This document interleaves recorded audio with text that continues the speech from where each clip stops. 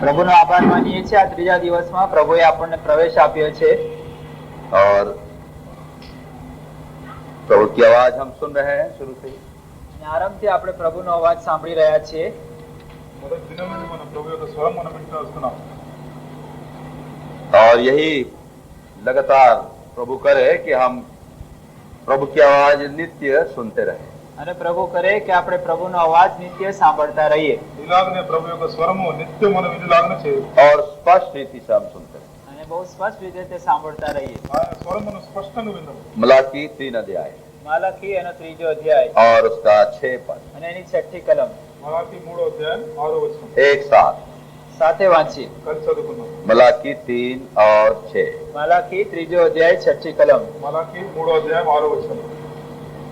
For I am the Lord, I change A not, માટે હે યાકૂબના પુત્રો therefore his તમારા sons of સંહાર Jacob થયો are નથી। not consumed।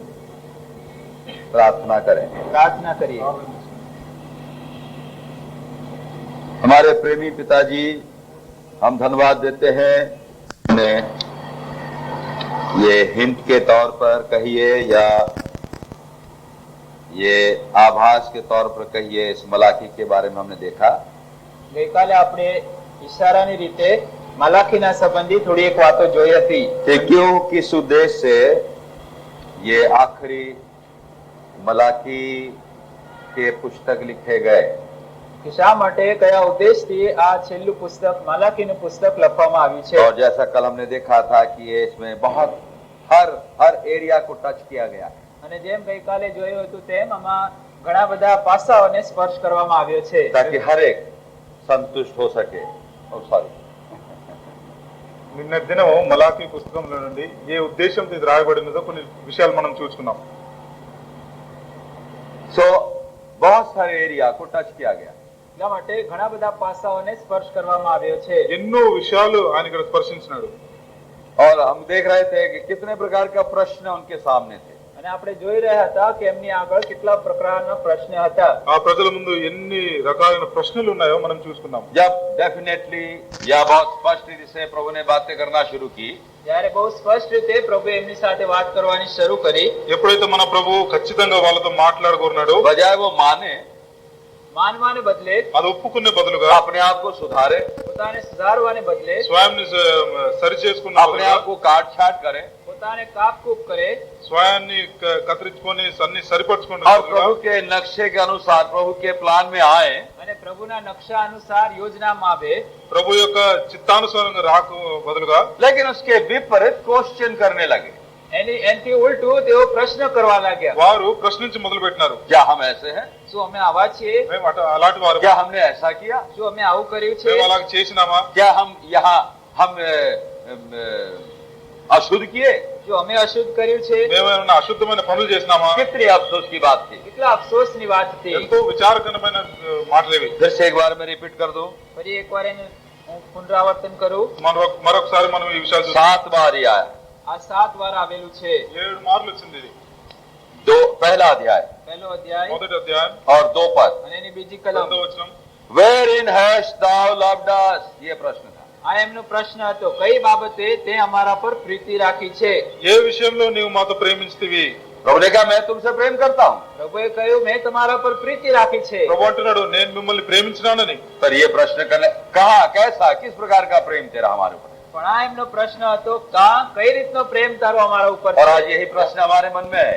અને આજે એ જ પ્રશ્ન આપણા મનમાં છે। వాళ్ళు ప్రశ్నించిన లాగా మనం కూడా ప్రశ్నిస్తున్నాం। हमें से विश्वासी हमेशा डाउट के ऊपर चलते चले जा रहे हैं। અને આપણામાંના વિશ્વાસીઓ હંમેશા શંકા ઉપર ચાલતા જાય છે। విశ్వాసుల్లో సందేహం ఎక్కువైపోతుంది। और इसलिए उनका जो निशाना है वो चूक रहा है। એટલા માટે એમનું જે નિશાન છે તે તેઓ ચૂકી રહ્યા છે। అలాగో వారు గురి తప్పిస్తున్నారు। बजाय वो स्थिर रहे, સ્થિર રહેવાને બદલે స్థిరంగా ఉండే బదులు दृढ़ रहे, દ્રઢ રહેવાને దృఢంగా બદલે ఉండే బదులు जो कुछ प्रभु ने दिया उसको थामे रहे। જે કઈ પ્રભુએ આપ્યું છે એને વળગી રહે। ఏదైతే ప్రభు మనకి ఇచ్చినాడో దాన్ని చేపట్టుకోకుండా डाउट के कारण यहाँ वहाँ भटक रहे हैं। શંકાને કારણે આમ તેમ ભટકી રહ્યા છે। సందేహంలో వచ్చి అటు ఇటు తిరుగుతున్నారు। दूसरी बात, બીજી વાત, రెండవ మాట तो आप देखिए 6 पद का आखिरी हिस्सा, છઠ્ઠી કલમનો છેલ્લો ભાગ. 6వ వచనం ఆఖరి wherein have we despised thy name? કઈ બાબતમાં અમે તારા નામનું અપમાન કર્યું છે? कैसे हमने तेरे नाम को डिस्पाइज किया, तुच्छ किया? કઈ બાબતમાં કેવી રીતે અમે તારા નામનું અપમાન કર્યું છે? నీ నామమును ఏ విషయంలో మేము నిర్లక్ష్య పెడతామని అడుగుతున్నారు. अजीब बात है. આ અજાયબ જેવી વાત છે. ఎంతో అద్భుతమైన విషయం ఇది. तुम मुझे बाप बाप कहते हो, તમે મને બાપ બાપ તો કહો છો, తండ్రి తండ్రి అని పిలుస్తారు. बाप का ऑनर कहाँ है? તો પિતાનું સન્માન ક્યાં છે? తండ్రికి వచ్చే ఘనత ఎక్కడ అని అడుగుతున్నాడు. और जब तुम मुझे मास्टर मास्टर कहते हो, અને જો તમે મને ધણી કહો છો, స్వామి గురువు అన్నప్పుడు तो मास्टर के लिए मन में भय कहाँ है? તો ધણીને સારું મનમાં ડર ક્યાં છે? స్వామి పట్ల ఉన్న భయం ఎక్కడ ఉంది? प्रश्न क्या हुआ? પ્રશ્ન શું થયો? ఏం ప్రశ్న? Wherein have we despised thy name? કઈ બાબતમાં અમે તારા નામનું અપમાન કર્યું છે? నీ నామం ఏ విషయంలో మేము నిర్లక్ష్య పెట్టినాం? और आज यही हालत हमारी है प्रियो. અને આજે વાલાઓ આપણી આ જ હાલત છે. మన పరిస్థితి కూడా ఇలాగే ఉంది. अच्छा, तीसरी बार हम देख लेते हैं. હવે ત્રીજો પ્રશ્ન જોઈએ. మూడో ప్రశ్న చూడండి. 7 पद, 7મી 7వ કલમ. వచనం. wherein have we polluted thee? અમે તને કઈ રીતે અશુદ્ધ કર્યો છે? నిన్ను మేము ఏ రీతిగా అశుద్ధపరిచినామంటున్నాం. हम तो शुद्ध हैं साहब. અમે બધા શુદ્ધ हम છીએ तो बिल्कुल अंदर पवित्र, शुद्ध। बिल्कुल पवित्र हैं. અને બિલકુલ પવિત્ર છીએ ఏకదం పరిశుద్ధంగా ఉన్నాం మేము. भोले भाले हम कुछ नहीं जानते. અને અમે ભોળા છીએ, કઈ જાણતા નથી. ఏమి తెలియని వారిలాగా ఉన్నాం మనం. तब हम साधे सीधे हैं. અમે બધા સાદા સીધા છીએ. ఎంతో తిన్నగా నడుస్తున్నాం. कहा हमने तुझे पल्यूट किया? અમે ક્યાં તને અશુદ્ધ કર્યો? నిన్ను మేము ఎక్కడ అశుద్ధపరిచినామంటున్నారు. ओ प्रियो, क्या ये प्रश्न हमारे मन में है? વાલાઓ, શું આ પ્રશ્ન આપણા મનમાં છે? ప్రియులారా, ఈ ప్రశ్న మన మనసులో ఉన్నదా? चौथी बार देखिए, ચોથી વાર જોઈએ. 4వ ప్రశ్న చూడండి. 17 पद. 17મી કલમ. 17వ వచనం. Yet he say, wherein have we wearied him? તેમ છતાં તમે પૂછો છો કે અમે તને કઈ રીતે કંટાળો ઉપજાવ્યો છે? మీరు అడుగుతున్నారు ఏ విషయంలో నేను మిమ్మల్ని ఆయాసపరిచినామని. क्या प्रभु हमने तुझको थका दिया? શું પ્રભુ અમે તને થકાવ્યો છે? ప్రభువా, నిన్ను మేము ఆయాసపరిచినామా? कहा हमने तुझे थका दिया? ક્યાં અમે તને થકવ્યો છે? ఎక్కడ మిమ్మల్ని ఆయాసపరిచినాం? अच्छा, 5वीं बार, 5મી વાર. 5వ మాట చూడండి. 7 पद का आखिरी हिस्सा. ત્રીજો અધ્યાયની 7મી કલમનો છેલ્લો ભાગ. 3వ అధ్యాయం 7వ వచనం ఆఖరి భాగం. But he said, wherein shall we return? પણ તમે પૂછો છો શી બાબતમાં અમે પાછા ફરીએ? మీరు ప్రశ్నిస్తున్నారు ఏ విషయంలో మేము తిరిగి రావాలని. पूरा जो मैसेज है मलाकी में, માલાકીમાં જે આખો સંદેશ છે, మలాకిలో ఉన్న పూర్తి వర్తమానం ఏదంటే रिटर्न, પાછા ફરો, తిరిగి రండి, वापस आ, પાછા આવો, తిరిగి మరల రండి, वापस आ. પાછા આવો. మరలి తిరిగి రండి. बार बार ये बताया गया, वापस आओ. વારંવાર કહેવામાં આવ્યું છે પાછા આવો. మాటి మాటికి ఆ శబ్దమే వస్తుంది, తిరిగి రండి అని. कहते हैं हम कहाँ से वापस आए? અને તેઓ કહે છે અમે ક્યાં શી બાબતમાં પાછા ફરીએ? మీరు అడుగుతున్నారు ఎక్కడి నుంచి తిరిగి రావాలని. इन सारी बातों में हम क्या देखते हैं? हम ठीक हैं. આ સર્વ વાતોમાં આપણે શું જોઈએ છે? કે અમે બરાબર છીએ. ఎన్ని విషయాలు మనకేం తెలుస్తుందంటే మేము ఎంతో చక్కగా మంచిగా ఉన్నామని అనుకుంటున్నాం. और जो कुछ प्रभु ने हमारे ऊपर दोष लगाया वो गलत है. પ્રભુએ જે દોષ અમારા ઉપર મૂક્યા છે તે જૂઠા દોષ છે. ఏ నేరం అయితే ప్రభు మన మీద మోపుతున్నాడు అదంతా అబద్ధం అనుకుంటున్నాం. अब इनकी हिम्मत देखिए, હવે એમની હિંમત જુઓ. వారి ధైర్యం చూడండి. और वही हम कर रहे हैं. અને તે જ કામ આપણે કરી ఆ રહ્યા పని છીએ. మనం చేస్తున్నాం. हम इसी हिम्मत से जी रहे हैं. એ જ હિંમતથી આપણે જીવી રહ્યા છીએ. మనది కూడా అదే ధైర్యము. गलती के ऊपर गलती करते चले जा रहे हैं. जब प्रश्न आता है, वचन आता है, प्रभु कहता ओ हम ठीक है, हम कुछ नहीं किए हैं. ભૂલો ઉપર ભૂલો કરતા જઈએ છે. અને જયારે વચન આવે છે ત્યારે આપણે એમ કહીએ છીએ પ્રભુ અમે એમ કરી નથી. है? తప్పు మీద తప్పు చేస్తానే పోతున్నాం. ప్రభు యొక్క స్వరం విన్నప్పుడు మేము సరిగానే ఉన్నాం అనుకుంటున్నాం. अपने आप को धर्मी जताकर कठोर होते चले जा रहे हैं. પોતાને ન્યાય જાણીને આપણે કઠોર થતા જઈએ છે. తన తానే నీతిమంతుడు అనుకోని హృదయ కాఠిన్యంలో ఇంకా ఉంటున్నాం. और सब खो रहे हैं, सब खो रहे हैं, सब खो रहे हैं. અને બધું જ ગુમાવી રહ્યા છે. పొందేదంతా మనము कुछ పోగొట్టుకుంటాం. नहीं रहा, सब खो दिया. અને કઈ લાભ નથી, બધું ગુમાવી રહ્યા ఏ છે. లాభం లేదు మన దగ్గర. అన్ని जब भले वो सोचते रहे हम ठीक है, ભલે તેઓ વિચાર અમે બરાબર છીએ, నేను బాగున్నాను అనుకున్నా సరే अपने आप को झूठी तसल्ली में रखे हम ये कर रहे हैं, वो कर रहे हैं, हम तो सेवक हैं. અને પોતે પોતાને જુઠ્ઠે દિલાસામાં રાખે અમે તો આ કરીએ છીએ તે કરીએ છીએ, અમે સેવક છીએ. అబద్ధమైన సంతోషం ఇది. నేను సేవకుడిని, నేను ఈ పని చేస్తున్నాను ఆ పని చేస్తున్నాను అనుకుని धोखे में है, અને તેઓ ઠગાઈ રહ્યા છે. ఎంతో అపాయంలో ఉన్నాం. धोखे में है. અને તેઓ ઠગાઈ રહ્યા అంత છે. అపాయంలో ఉన్నాం. प्रभु ने गलती किया, શું પ્રભુએ ભૂલ કરી હતી? ప్రభు తప్పు చేసినాడు. प्रभु ने गलती कहा? શું પ્રભુએ ખોટું કહ્યું હતું? ప్రభు ఏదైనా తప్పు అన్నాడా? नहीं प्रियो, नहीं. ના વાલાઓ, એમ નહીં. ప్రియులారా, అది కాదు. और फिर 6 बार देखिए, પછી છઠ્ઠી વાર જુઓ, ఒకసారి చూడండి. 8 पद. 8મી કલમ. 8వ But he say, wherein have we robbed thee? પણ તમે પૂછો છો કે શી બાબતમાં અમે તને લૂંટ્યો છે? ఎట్లా మేము నిన్ను దొంగిలించదని అడుగుతున్నాం. यहाँ पर किस चीज को टच किया प्रभु ने? यहाँ प्रभुએ કઈ બાબતને સ્પર્શી? ఏ మాట విషయం ప్రభు ఇక్కడ అంటున్నాడు? टाइप के बारे में। દશાંશના વિશે. 10వ భాగం విషయం. तुमने लूटा। પ્રભુ કહે છે તમે લૂંટ્યા છે. ప్రభు అంటున్నారు మీరు నన్ను దొంగిలించినారు. तो क्या प्रभु झूठ बोल रहा है? તો શું પ્રભુ જુઠ્ઠું બોલે છે? ప్రభు అబద్ధం చెప్తున్నాడా? प्रभु ने गलती कहा है? શું પ્રભુએ જુઠ્ઠું કહ્યું છે? ప్రభు ఏదైనా తప్పు అన్నాడా? अगर मनुष्य के आप कह सकते हो भाई, કદાચ માણસ હોય તો માણસને એમ કહી શકાય. ఒకవేళ మనిషి అయితే మనం ఆ రీతిగా అనుకోవచ్చు. ये तो प्रभु कह रहा है। પણ આ તો પ્રભુ પોતે કહી રહ્યો છે. ప్రభు అంటున్నాడు. क्या हम टाल देंगे? શું આપણે એને ટાળીશું? అది అలాగే పోనిద్దామా? और सातवां, અને સાતમી વાત, 7వ మాట, What have you spoken so much against me? તારી વિરુદ્ધ અમે શી વાતો કરી છે? నీ విరుద్ధంగా మేము ఏం మాట్లాడినాము అని అంటున్నారు. चाहे तेरे विरोध, चाहे मनुष्य के विरोध, है?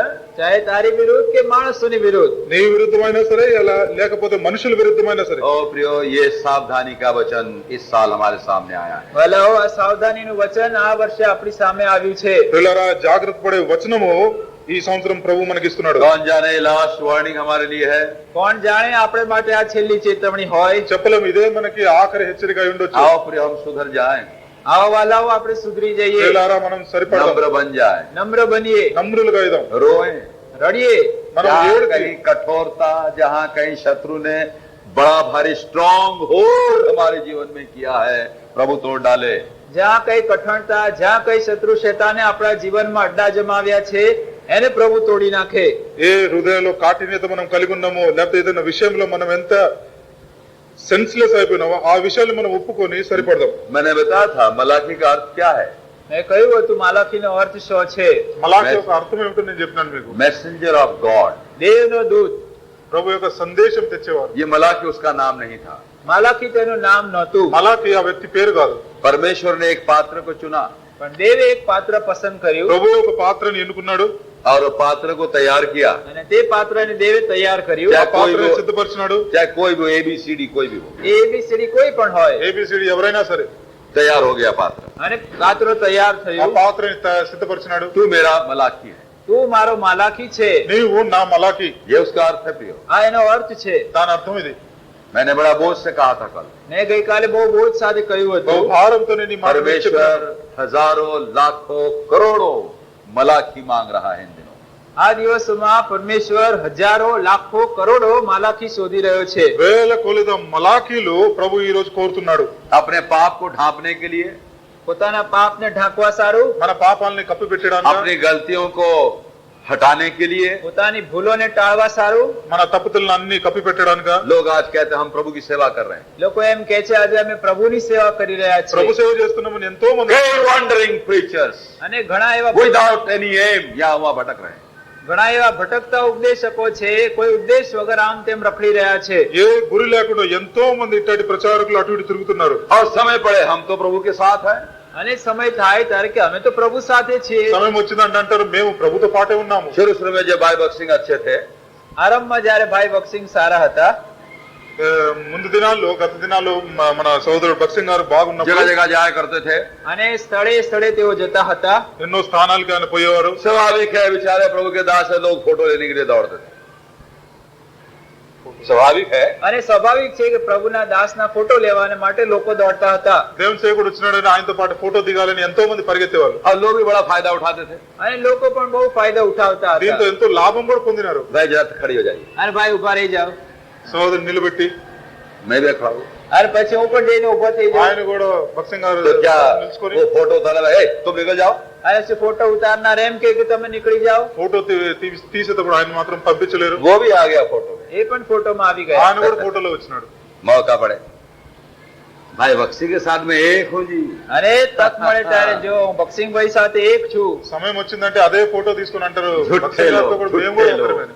અને આ રીતે જુઠ્ઠા લોક છે. అందరు అబద్ధికులు. हम बेरशेबा के हैं जी, અમે તો બેરશેબાના છીએ, మేమైతే బేర్షెబాకి చెందిన हम हेब्रोन के हैं, અમે હેબ્રોનના છીએ, మేము హెబ్రోన్కి हम तो చెందిన यहोवा शामा के हैं। અમે યહોવા શામાના છીએ. మేమైతే జెహోవా షామాకి చెందినవారం. नहीं, नहीं, એ પ્રમાણે નહીં. प्रभु अपने मन के अनुसार बना रहा है मलाकी। પ્રભુ પોતાના મન પ્રમાણેના માલાખી બનાવી રહ્યો ఇట్లా છે. కాకుండా ప్రభు తన మనసు అనుసరంగా మలాకి కోరుతున్నాడు. जिसके पास परमेश्वर का मैसेज हो, જેમની પાસે પરમેશ્વરનો સંદેશ હોય, ఎవరి దగ్గర అయితే దేవుని యొక్క వర్తమానం ఉందో, कभी यहाँ टक्कर खाए, કે કોઈ વાર यहाँ टक्कर खाए కొన్నిసార్లు ఇక్కడ దెబ్బ वहां से తింటున్నాడు, धक्का किसने मारा, અને કોઈ ત્યાંથી ધક્કો फिर માર્યો, उधर నుంచి गए, నెడుతున్నారు, બીજી જગ્યામાં फिर उधर ગયા, गए, પછી બીજી જગ્યામાં ఇంకా જાય, ఒక వైపు फिर उधर పడుతున్నాడు, गए। પછી બીજી જગ્યામાં అటు જાય, పడుతున్నాడు. ये प्रमाण है અને આ સાબિતી છે ఇదే రుజువు कि क्या वो प्रभु के मन के अनुसार है। કે શું તેઓ પ્રભુના મન અનુસાર છે। ఆయన ప్రభు యొక్క మనసానుసారంగా ఉన్నాడా లేదా అని. इसलिए प्रियो याद रखो, चाहे आप बहनें हो चाहे आप भाई हो, हजारों हजारों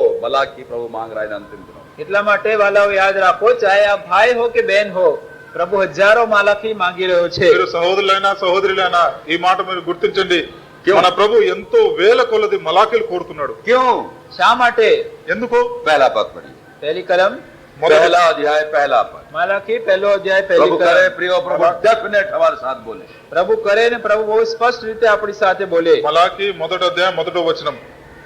માલાખી દ્વારા ઇસ્રાયેલને પ્રગટ કરવામાં આવેલી યెహోవాના વચન રૂપી દેવવાણી કે બોજ। The burden of the word of the Lord to Israel by Malachi. માલાખી દ્વારા ઇસ્રાયેલને પ્રગટ કરવામાં આવેલી યెహోవాના વચન રૂપી બોજ।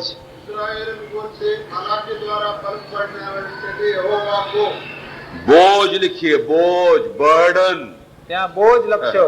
తెలుగులో ఆ మాట देववाणी नहीं, देववाणी नहीं, భారం हाँ, కలిగి. बोझ। रियल कंसर्न प्रभु के हृदय में है।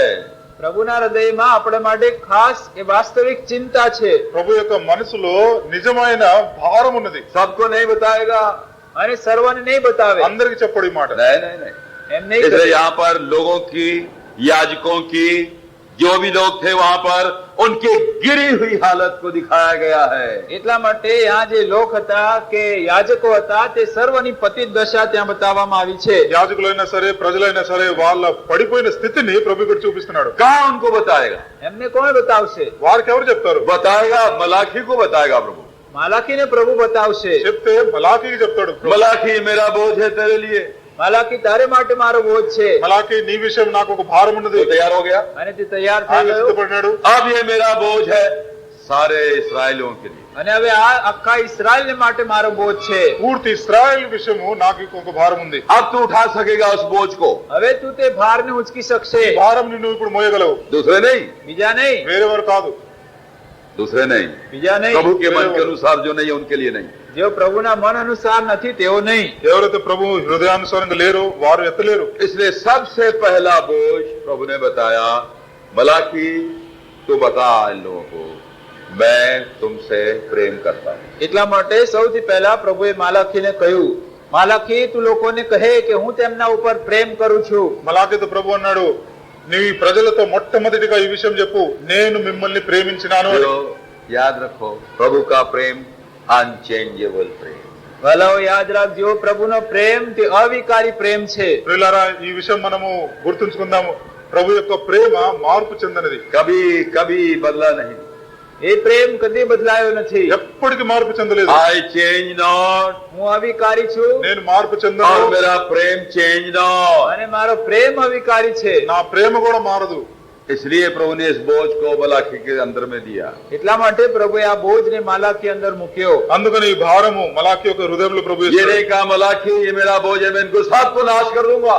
એમ ના કહ્યું માલાખી આ મારો બોજ છે કે હું આ બધાનો નાશ કરી નાખીશ। మలాకి నా హృదయంలో ఎంత భారం ఉందంటే వీరందరినీ నేను నాశనం इनकी చేస్తాను. हालत गिरी हुई है, એમની હાલત પતિત દશા వీళ్ళు છે పడిపోయినారు. सब धोखेबाज है, અને તેઓ ઠગનારા છે అందరు అబద్ధికులు, ये सब ढीठ है, અને તેઓ ઢીઠ છે అందరూ హృదయ కాఠిన్యత अपनी కలిగి मर्जी ఉన్నారు. से चलते हैं, અને પોતાની ઈચ્છા અનુસાર ચાલે છે। స్వయం చిత్తంతో నడుస్తున్నారు. मेरे दिल को दुखाते हैं, મારા દિલને દુઃખ પહોંચાડે నా છે। హృదయాన్ని నొప్పిస్తున్నారు. जो मैं नहीं चाहता वही करते।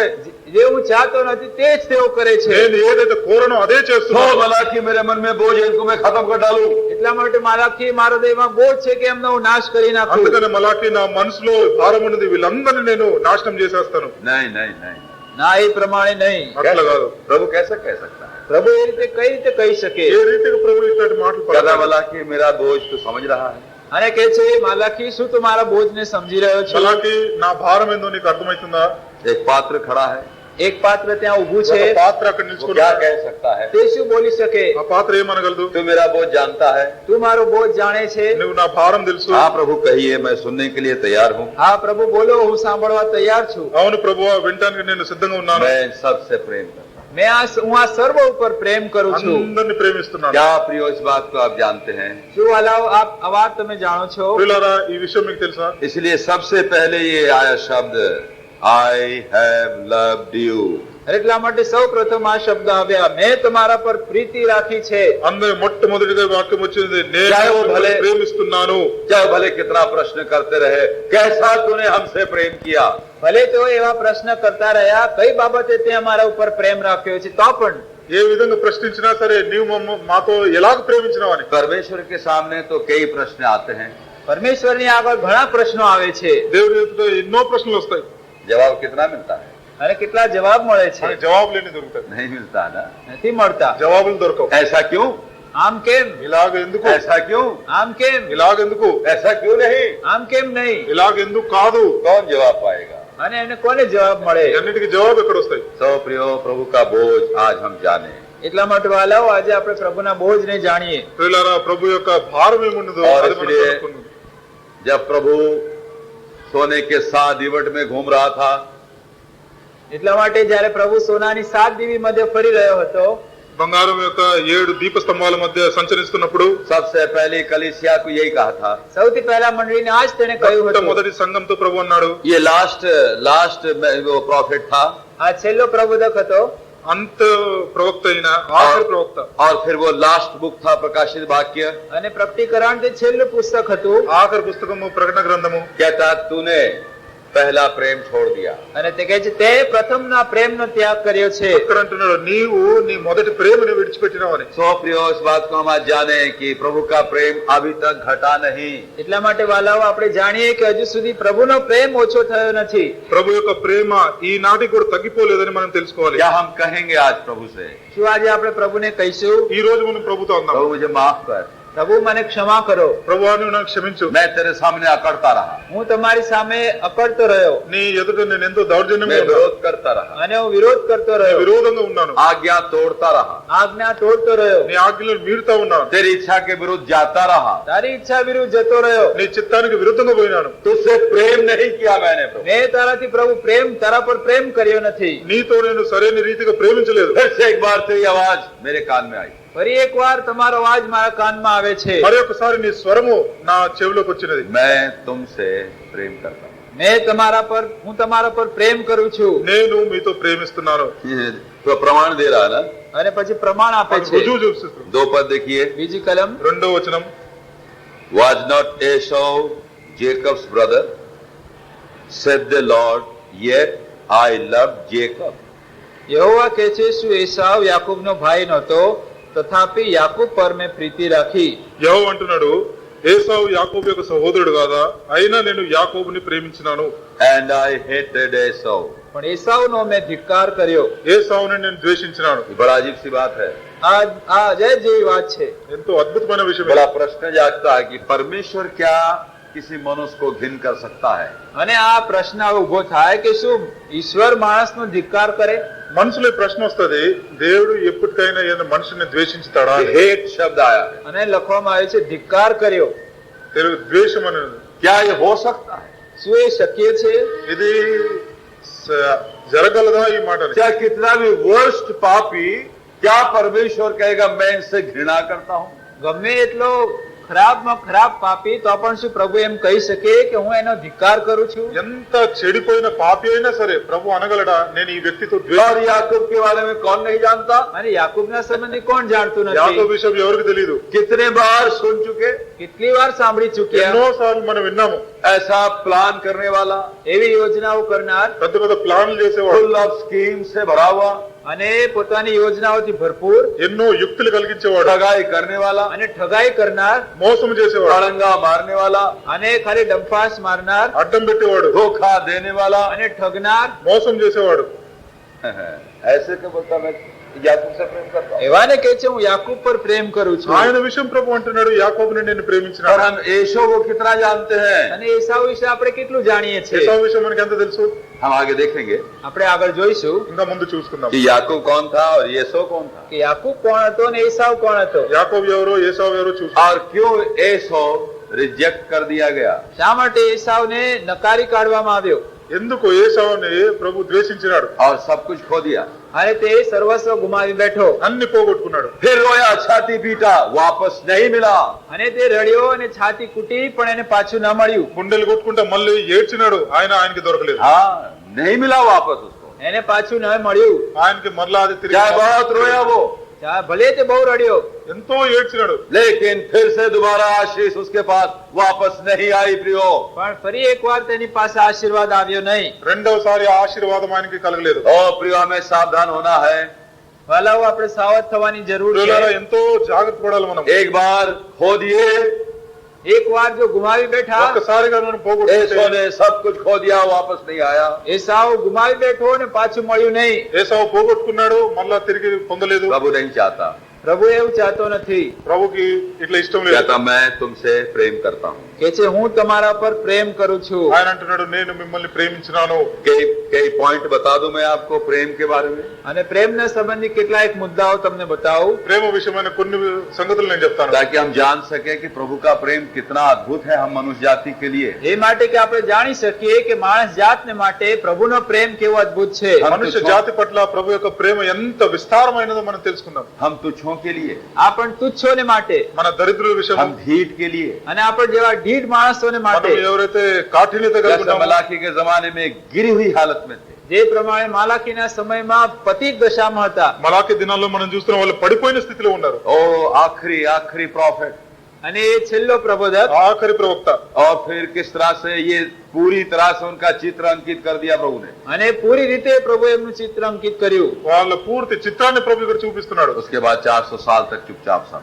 ત્યારબાદ 400 વર્ષ સુધી પૂરી શાંતિ હતી. దాని తర్వాత 400 సంవత్సరాలు నెమ్మదిగా ఉండిపోయినాడు. कोई प्रॉफिट नहीं, કોઈ પ્રબોધક ఏ નહીં, ప్రవక్త లేడు, कोई मैसेज नहीं, કોઈ સંદેશ નહીં, ఏ వర్తమానం లేదు, कोई वचन नहीं। કોઈ વચન નહીં. ఏ సందేశం లేదు. अचानक 400 साल के बाद અચાનક 400 વર્ષ પછી అకస్మాత్తుగా 400 जंगल సంవత్సరాల में తర్వాత किसी की आवाज, અરણ્યમાં કોઈનો સાજ, అరణ్యంలో ఒక స్వరము. क्या बोल रहा है वो? અને તે શું બોલી રહ્યો હતો? जंगल में चिल्ला रहा है। અને એ પર અરણ્યમાં બૂમ પાડી રહ્યો હતો. అరణ్యంలో బిగ్గరగా కేక వేస్తున్నాడు. 400 साल के बाद 400 વર્ષ પછી 400 సంవత్సరాల क्या తర్వాత चिल्ला रहा था वो? તે શું પોકારી રહ્યો હતો? ఏం అరుస్తున్నాడు? याद है किसी को? કોઈને યાદ છે? आयशा 40 યెશાયા 40મો యెషయా અધ્યાય 40వ అధ్యాయం. क्या चिल्ला रहा था वो? તે શું પોકારી રહ્યો હતો? जंगल में અને તે પણ રાનમાં, అరణ్యంలో ఏ కేక मन వేస్తున్నాడు? फिराओ। પસ્તાવો કરો. పశ్చాత్తాపడండి. इतनी जोर से आवाज थी અને उसकी, એટલો જોરથી તે અવાજ કાઢતો ఎంత હતો. బిగ్గరగా ఆయన స్వరం. शहर के लोग खींचे गए जंगल में। શહેરના લોક રાનમાં આવ્યા.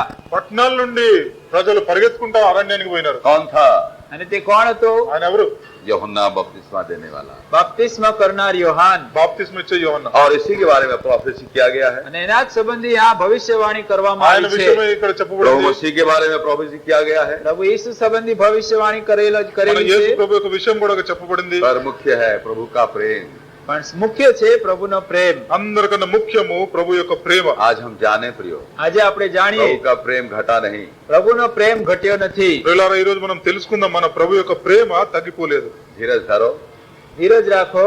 దీర్ఘశాంతంగా ఉండండి. प्रभु जहाँ रखो वहीं रहो। પ્રભુ જ્યાં કહે ત્યાં જ રહો. ఏ స్థలంలో అయితే ప్రభు మనల్ని ఉంచినాడో कोशिश అక్కడే ఉన్నాము. करके नाम नहीं कमा सकते, याद रखो। પ્રયત્ન કરીને નામ કમાઈ શકતા નથી. మన స్వయం ప్రయత్నం ద్వారా మనము పేరు తెచ్చుకోలేము. नाम गमाओगे, નામ એમ તો ગુમાવશો దాని బదులుగా మన पर పేరు కూడా कमाओगे పాడైపోతుంది. પણ કમાશો નહીં. పేరు తెచ్చుకోలేము. केवल इतना जानो प्रभु का प्रेम मेरे लिए है। એટલું જ જાણો મારા માટે પ્રભુનો પ્રેમ છે. ఎంత మాత్రం తెలుసుకోండి ప్రభు యొక్క ప్రేమ నా अगर దాంట్లో ఉందని. अगर ऊपर उठना मांगते हो, જો ઉપર જવા ચાહો છો పైకి प्रभु లేవాలనుకుంటున్నావా? ठीक समय पर उठाएगा। તો પ્રભુ યોગ્ય સમયે ઊંચા કરશે. సరైన సమయంలో ప్రభు లేపుతాడు. कोई सेवा प्रभु घर में बोझ के साथ प्रभु के आत्मा के द्वारा करना मांगते हो, પ્રભુના ઘરમાં પ્રભુના બોધ સાથે આત્માથી સેવા કરવા કરવા માંગો છો? ఆత్మలో ఉండి భారంతో ప్రభు ఇంట్లో ఏదైనా పని చేయగోరుకుంటే प्रभु ठीक समय पर मौका देगा। પ્રભુ યોગ્ય સમયે તમને તક આપશે। యోగ్యమైన సమయంలో ప్రభువే నీకు తరుణం ఇస్తాడు। प्रभु समय का परमेश्वर है। પ્રભુ એના સમય અનુસાર કામ કરે છે। సమయానుసారంగా పనిచేసే మన ప్రభు वो प्रेम करता है। તે પ્રેમ કરે છે। ఆయన ప్రేమిస్తున్నాడు। प्रभु का प्रेम अद्भुत है।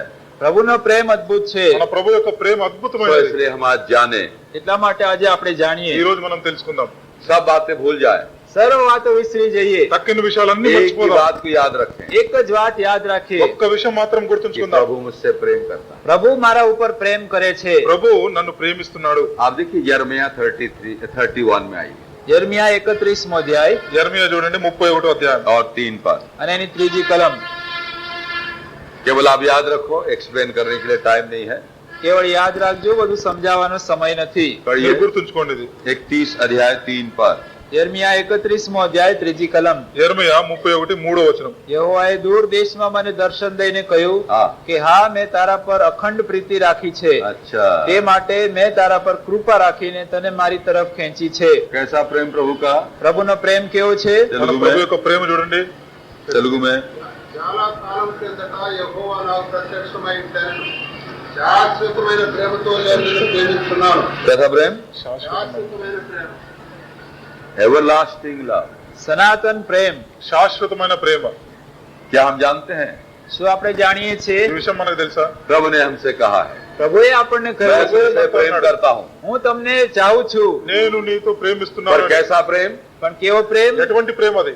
Everlasting love. સનાતન પ્રેમ। శాశ్వతమైన ప్రేమ। बहुत कुछ एक्सप्लेन कर सकते हैं, અને ઘણું બધું સમજાવી શકીએ ఈ છીએ, విషయం ఎంతో చెప్పగలం। पर आप भूल जाओगे। પણ તમે વિસરી જશો। మీరు మర్చిపోతారు। खैर इतना ही रख लो। ખાલી આટલી વાત ఇంత યાદ మాత్రం રાખો। हे గుర్తుంచుకోండి। प्रभु, હે પ્રભુ, ఓ ప్రభువా, मुझ अयोग से तू सनातन का प्रेम करता है। મુજ અયોગ્યને તું સનાતન પ્રેમથી પ્રેમ કરે છે। నా లాంటి అయోగ్యుని పట్ల నీకు శాశ్వతమైన ప్రేమ కలిగి ఉన్నావా? मनुष्य का प्रेम के साथ हम तुलना नहीं करते। માણસના પ્રેમ સાથે આપણે સરખાવતા નથી। మనుషు యొక్క ప్రేమతో మనం దీన్ని పోల్చలేము। मनुष्य का प्रेम स्वार्थी प्रेम होता है। માણસનો પ્રેમ સ્વાર્થી હોય છે, మనిషి యొక్క ప్రేమ స్వార్థంతో కూడింది। आज अपने स्वार्थ में बहुत प्रेम दिखाएंगे। અને આજે સ્વાર્થ છે એટલે બહુ પ્રેમ બતાવે, స్వార్థం ఉంటే ఎంతో ప్రేమిస్తాం। वही दुश्मन होकर खड़े होते हैं અને તે જ દુશ્મન થઈને ઉભા થાય છે। సమయం వచ్చిందంటే వారే మన శత్రువులు అవుతున్నారు। और बदला लेने के लिए पीछे नहीं हटते। અને બદલો લેવા પાછા હટતા નથી। రివెంజ్ తీసుకోవడానికి కూడా వాళ్ళు వెనక్కి పోరు। यह है प्रेम मनुष्य का, આ છે માણસનો પ્રેમ, ఇది మనుష్య యొక్క ప్రేమ। स्वार्थी प्रेम, સ્વાર્થી પ્રેમ స్వార్థంతో కూడిన ప్రేమ। मतलब का प्रेम, અને મતલબનો પ્રેમ, తనకి ఇష్టం ఉంటేనే अपने ప్రేమిస్తాడు। काम को पूरा करने का प्रेम, કામ પતાવવાનો પ્રેમ, తన పనులు దాన్ని పూర్తి खाने చేసుకోవాలంటే पीने ప్రేమిస్తాడు। वाला प्रेम। અને ખાનાર પીનારનો પ્રેમ। తిండి తాగుడులో ఆయన ప్రేమ ఉన్నది। पर परमेश्वर का प्रेम सनातन का। પણ દેવનો પ્રેમ સનાતન પ્રેમ છે। మన ప్రభు యొక్క ప్రేమ శాశ్వతమైనది। इंग्लिश में दो शब्द है, અંગ્રેજીમાં બે શબ્દો છે। ఇంగ్లీష్ లో రెండు మాటలు ఉన్నాయి। एक तो लव कहा जाता है એક પ્રેમ કે છે ఒకటి లవ్, और दूसरा चैरिटी। અને બીજો છે ચેરિટી। రెండో మాట చారిటీ। और चैरिटी का तर्जमा किया गया है अगापे से। અને એ ચેરિટીનો તર્જુમો કરવામાં આવે છે અગાપેમાંથી। చారిటీ అనే మాట అగాపే అన్న శబ్దం నుండి వచ్చినది। और वो अगापे का अर्थ है स्वर्गीय प्रेम। અગાપેનો અર્થ છે સ્વર્ગીય પ્રેમ। అగాపే అంటే దాని అర్థము పరలోక ప్రేమ। ईश्वरीय प्रेम, દૈવી પ્રેમ કે ઈશ્વરીય પ્રેમ, దేవుని యొక్క ప్రేమ, पवित्र प्रेम, પવિત્ર પ્રેમ, పరిశుద్ధమైన ప్రేమ, जिसमें कोई छल कपट नहीं है। જેમાં કોઈ છળ કે કપટ નથી। ఆ ప్రేమలో ఏ కపటం లేదు। सो इस दुनिया का लव के साथ इस प्रेम को ना तुलना करें। અને દુનિયાના પ્રેમ સાથે આ પ્રેમની સરખામણી કરશો ఈ નહીં। లోకంలో చూపించే ప్రేమతో ఈ ప్రేమకి పోల్చకండి। दुनिया में लब लब लब लब लब लब लब करते रहते हैं। દુનિયામાં બહુ લવ ચાલે છે। ఈ లోకంలో ఎంతో లవ్ లవ్ అని మనం ఆ మాట ప్రయోగిస్తూ ఉంటాం। ये तो अगापे है, પણ આ તો અગાપે છે, ఈ ప్రేమ అయితే అగాపే ప్రేమ। और वह है सनातन का। અને આ સનાતન પ્રેમ ఇది છે। శాశ్వతమైన ప్రేమ। अगर हमारे असली जीवन को देखकर अगर प्रभु इनाम देता तो मृत्यु। જો પ્રભુ આપણા વાસ્તવિક જીવનને જોઈને આપણને બદલો આપે તો મૃત્યુ સિવાય બીજું કઈ ન મળે। మన నిజమైన జీవితాన్ని గాని ప్రభు చూసుంటే మనకి మరణం తప్ప ఏమి లేదు। मैं अपने आप को जानता हूँ, હું મારી પોતાની જાતને જાણું నేనెవరో છું నాకు బాగా తెలుసు और मेरा प्रभु मुझे जानता है, અને મારો પ્રભુ મને જાણે నా છે ప్రభు నేనంటే ఎవరో తెలుసు दूसरा कोई नहीं जानेंगे। બીજા કોઈ નહીં જાણે మీకు ఎవ్వరికి తెలియదు क्योंकि मैं हमेशा कोशिश करता हूं औरों के सामने बड़ा अच्छा दिखाने के लिए। કારણ કે બીજાઓની આગળ સારો દેખાડવા માટે હંમેશા યત્ન કરું છું ఎందుకంటే ఇతరుల ముందు ఎంతో మంచిగానే ప్రవర్తిస్తున్నాను मेरे मन में कितना कपट है, મારા મનમાં કેટલું કપટ છે నా హృదయంలో ఎంత कितनी కష్టం ईर्ष्या ఉందంటే, है, કેટલી ઈર્ષા છે ఎంత ఈర్ష్య कितनी ఉన్నదంటే, कड़वाहट से भरा हुआ है, કેટલી કડવાશથી ભરેલો છું ఎంత చేదు నిండుందంటే, और हमेशा इस चीज को मैं दूसरों के सामने डसना मांगता हूं। અને हमेशा આ વાતથી હું બીજાઓને ડંસવા માંગુ છું సమయం దొరికినప్పుడల్లా ఇతరుల ముందు నేను వాడిని और समय आता मैं कवर करता हूं। અને સમય આવે ત્યારે ઢાંકી દઉં నా సమయం వచ్చినప్పుడు నేను నాకు కప్పి ये వేస్తున్నాను दूसरा कौन जान सकता है? આ બીજું કોણ જાણી શકે అట్లయితే ఇతరులకు ఎట్ట తెలుస్తుంది परमेश्वर अंतर्यामी है, પણ પરમેશ્વર અંતર્યામી છે మన ప్రభు అయితే హృదయాన్ని పరిశోధించే దేవుడు. परमेश्वर सर्वव्यापी है, અને પરમેશ્વર સર્વવ્યાપી છે మన ప్రభు అన్ని చోట్ల ఉండే वो దేవుడు, सर्वदर्शी है તે સર્વદર્શી છે అన్నిటిని చూస్తున్న దేవుడు, और सर्वज्ञानी है। અને સર્વજ્ઞાની દેવ છે పూర్తి జ్ఞానం ఆయనకున్నది. तो अगर हमारे असलियत को देखकर अगर वो थोड़ा भी हाथ उठाता प्रियो, आज हम यहाँ नहीं होते। જો આપણા ખરા રૂપને જોઈને પોતાનો હાથ જરા પણ હટાવે તો આપણે આજે અહીંયા ના હોત మన నిజమైన పరిస్థితిని ఒకవేళ ప్రభు చూసి దాన్ని చేయగానే అడ్డం తీసుకున్నాడంటే कई बार सिखाता तो है, सिखाता तो है, ઘણી વાત શીખવાડે તો છે చాలా మార్లు ఆయన మనకి నేర్పించిన कई बातें आती है प्रियो, ઘણી વાતો આવે છે ఎన్నో పరిస్థితులు మన జీవితంలో क्योंकि వచ్చినాయి. प्रभु अपने बच्चों को नहीं छोड़ देता था ढीला, કારણ કે પ્રભુ પોતાના બાળકોને ઢીલા મૂકતો નથી తన బిడ్డల్ని ప్రభు అలాగే విడిచిపెట్టాడు, सिखाता है, તેમને તે શીખવાડે వారికి છે నేర్పిస్తాడు. फिर भी हम उसको रियलाइज नहीं करते, તો પણ આપણને એનું ભાન થતું નથી అయినా మనము అర్థం చేసుకో, समझते एक्सीडेंट, અને સમજીએ આકસ્મિક કેમ બન્યું ఏదో అకస్మాత్తుగా ये तो होता है, सबको होता है, हमको भी हुआ, इसमें क्या बड़ी बात है? બધાને થાય છે તો અમને થયું એમાં શું મોટી વાત అందరికి సంభవిస్తుంది, మనకు కూడా దాంట్లో ఏం వ్యత్యాసం లేదనుకుంటాం. सेंसिटिव नहीं होने के कारण प्रभु जो बड़े प्रेम से हमारे साथ डील कर रहा है वो नहीं समझते हैं बेचारे। પણ સતર્ક નહીં હોવાને કારણે પ્રભુ જે બહુ પ્રેમથી આપણી સાથે વ્યવહાર કરે છે તે આપણે સમજી શકતા નથી సరైన రీతిగా మనం అర్థం చేసుకోం కాబట్టి ప్రభు నాతో వ్యవహరిస్తున్నాడని మనం అనుకోం. और जैसे कि वैसे रह जाते हैं, અને જેવા હોય છે તેવા જ રહીએ છીએ ఎలాగున్నామో అలాగే ఉండిపోతాం. औरों के लिए कांटा बनते हैं। બીજાઓને માટે કાંટારૂપ બનીએ వేరే છીએ వాళ్ళ కోసం ఒక ముళ్ళులాగా అయిపోతున్నాం.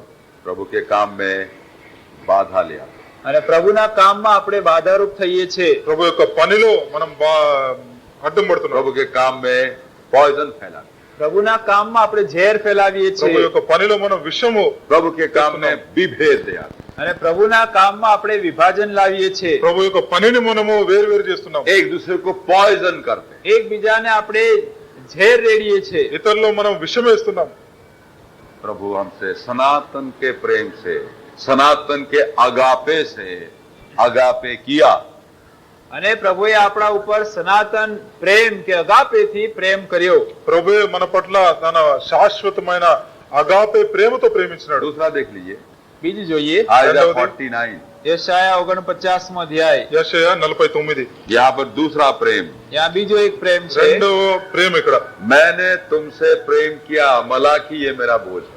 મલાખિયા મારો બોધ છે મેં તમારા પર પ્રીતિ રાખી છે నేను మీతో ప్రేమించినాను, మలాకి ఇది నా భారము. बर्डन ऑफ द लॉर्ड क्या था? પ્રભુનો બોધ શો હતો ప్రభు యొక్క భారం ఏమిటి? मैं तुमसे प्रेम करता हूँ, बस। હું તમારા ઉપર પ્રેમ કરું છું నేను మీతో ప్రేమిస్తున్నాను. आखिरी बार प्रियो प्रभु के प्रेम को चख लो। અને વાલાઓ છેલ્લી વાર પ્રભુના પ્રેમને ચાખી લો ఆఖరిసారి ప్రియులారా ప్రభు యొక్క ప్రేమను మీరు मैंने రుచించండి. कल कहा था ये आखिरी युग है, लास्ट डिस्पेंसेशन। મેં ગઈકાલે કહ્યું હતું કે આ છેલ્લો યુગ છે నిన్నటి రాత్రి నేను మీకు చెప్పిన ఇది ఆఖరి యుగం అంటున్నది. अर्थात द डिस्पेंसेशन ऑफ ग्रेस। એનો અર્થ કે આ કૃપાનો યુગ છે ఇది కృపా కాలం అంటున్నది. उसके बाद क्या होगा? એ પછી શું થશે దీని తర్వాత कल थे आप लोग मीटिंग में।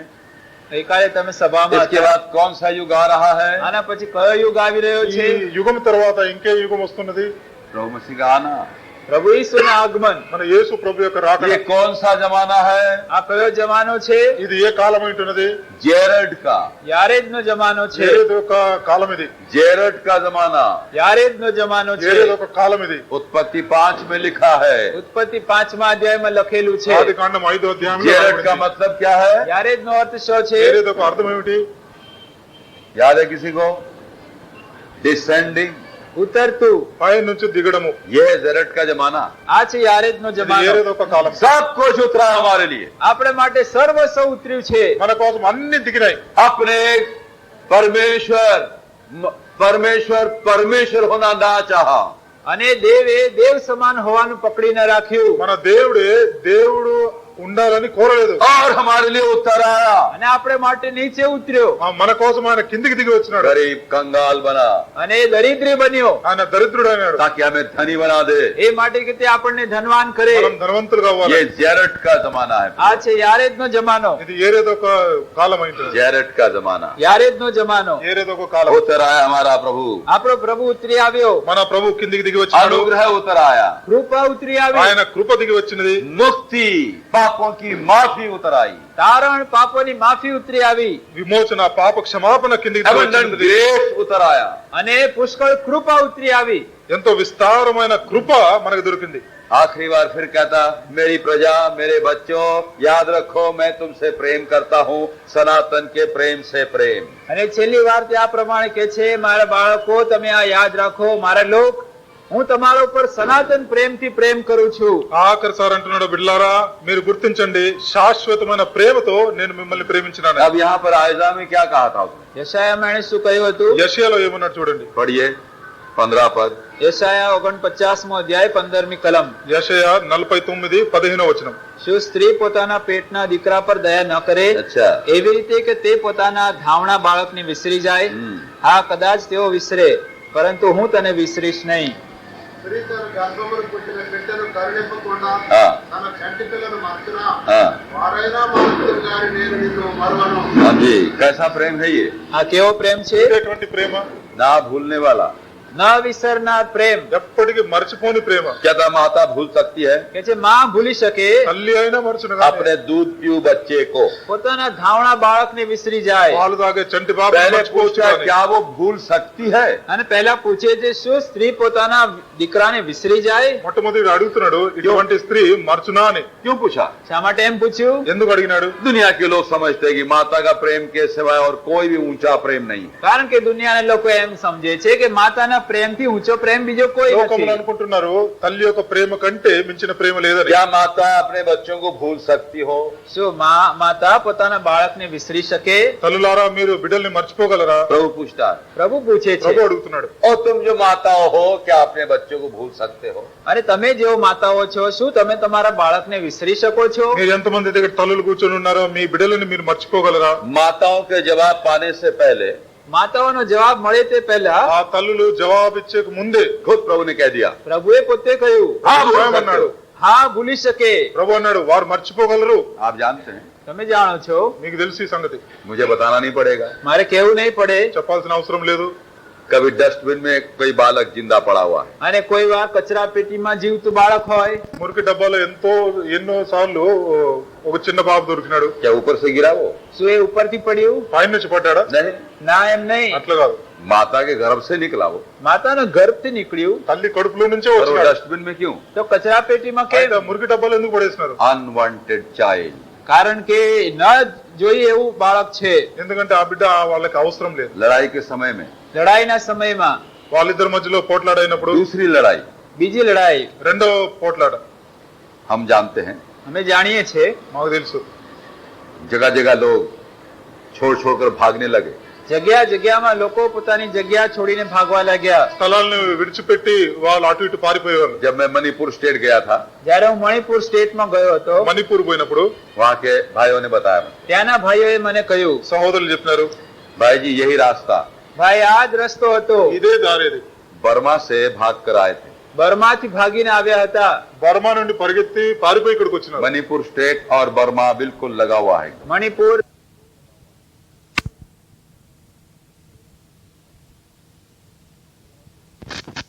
कई और जगह के थे, અને કેટલાક બીજી જગ્યાના ఇతర હતા స్థలాల నుంచి వచ్చినారు. नौकरी के लिए गए थे, નોકરીને માટે ત્યાં ગયા હતા ఉద్యోగానికి పోయినారు. छोड़कर भागना पड़ा અને છોડીને એમને ભાગવું પડ્યું అన్ని విడిచిపెట్టి పారిపోయినారు. पैदल અને તે પણ ચાલતા నడుచుకుంటా వచ్చి जंगलों में। જંગલોમાં అరణ్యంలో నుంచి बहुत भयंकर भयंकर जगह मैंने देखा।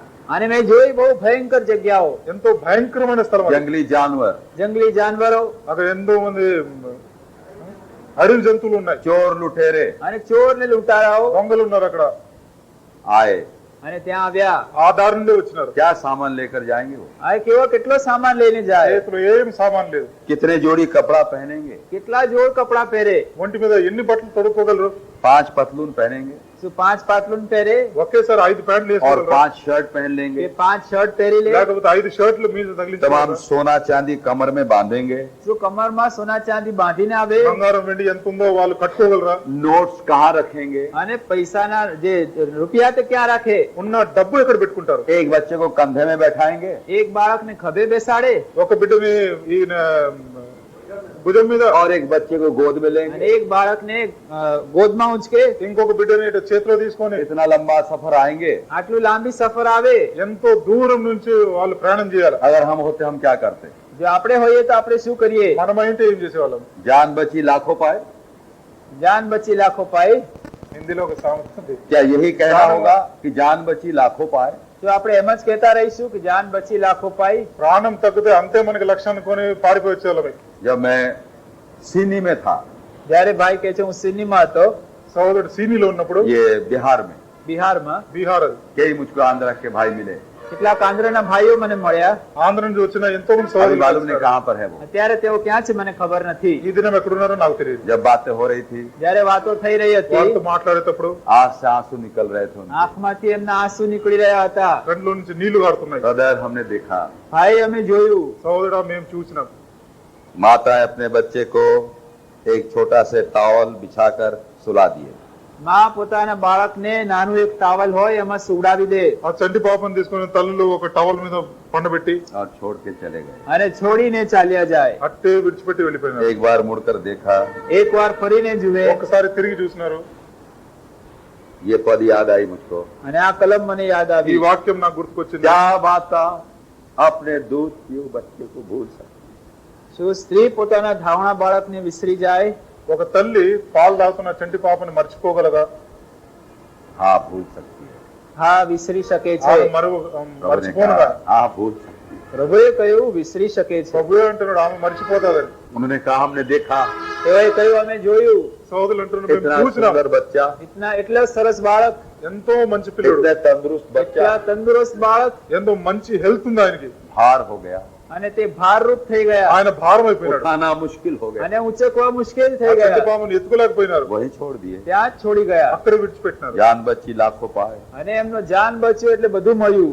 ప్రాణం దక్కితే అది మనకి లక్ష్యం उस అనుకొని వాపస్ भयंकर వస్తున్నారు. रास्ते में होते होते हिंदुस्तान पहुंचे. અને એ ભયંકર રસ્તામાં થઈને તેઓ ભારત પહોંચ્યા. ఆ భయంకరమైన దారి నుండి ప్రయాణం చేసుకుంటే వాళ్ళు उस భారతదేశం बच्चे का क्या हुआ? એ બાળકનું શું થયું? ఆ చంటి పాప ఏమైనాడు? क्या माता अपने दूध की बच्चे को भूल सकती है? શું માં પોતાના ધાવણા બાળકને વિસરી જાય? ఒక తల్లి పాలు తాగుతున్న చంటి బాబుని మర్చిపోనా? हाँ, भूल सकती है. હા.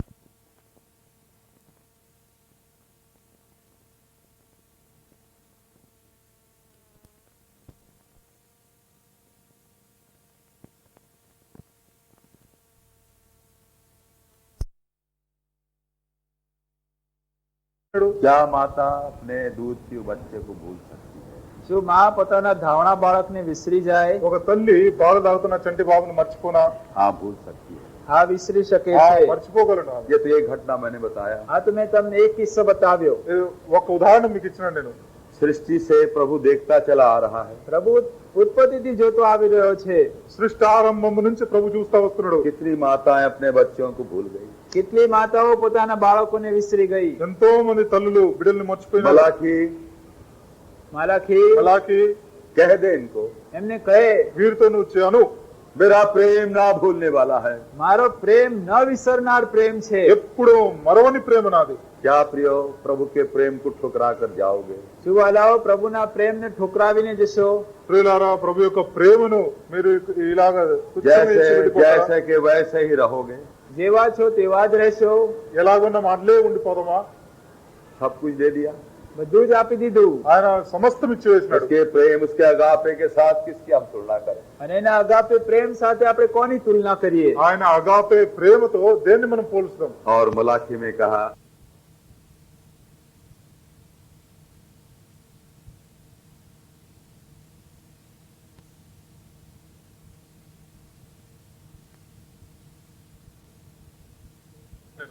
सृष्टि से प्रभु देखता चला आ रहा है પ્રભુ ઉત્પત્તિથી જોતો આવી રહ્યો છે. సృష్టి ఆరంభం నుంచి ప్రభు చూస్తా వస్తున్నాడు. कितनी माताएं अपने बच्चों को भूल गई. કેટલી માતાઓ પોતાના બાળકોને વિસરી ગઈ. ఎంతో మంది తల్లులు బిడ్డల్ని మర్చిపోయినారు. માલાખી మలాకి कह दे इनको, એમને કહે వీరితో నువ్వు అను, मेरा प्रेम ना भूलने वाला है. મારો પ્રેમ ન વિસરનાર પ્રેમ છે. ఎప్పుడు మరవని ప్రేమ నాది. क्या प्रियो, प्रभु के प्रेम को ठुकरा कर जाओगे? શું વાલાઓ, પ્રભુના પ્રેમને ઠોકરાવીને જશો? ప్రియులారా, ప్రభు యొక్క ప్రేమను మీరు ఇలాగ जैसे जैसे के वैसे ही रहोगे. જેવા છો તેવા જ રહેશો. ఎలాగున్నాం అట్లే ఉండిపోదామా? सब कुछ दे दिया. બધું જ આપી દીધું. ఆయన సమస్తం ఇచ్చివేసినాడు. उसके प्रेम, उसके अगापे के साथ किसकी हम तुलना करें? અને એના અગાપે પ્રેમ સાથે આપણે કોની તુલના કરીએ? ఆయన అగాపే ప్రేమతో దేన్ని మనం పోల్చుదాం? और मलाखी में कहा, आई चेंज नॉट. માલાખીમાં કહ્યું, હું અવિકારી છું. మలాకీలో అంటున్నాడు, నేను మార్పు చెందని దేవుణ్ణని. मलाखी 3:6 માલાખી 3 અધ્યાય 6 કલમ. మలాకి 3వ అధ్యాయం 6వ వచనం पढ़िए. કેમ કે હું યહોવા અવિકારી છું, એ માટે હે યાકૂબના પુત્રો, તમારો સંહાર થયો નથી.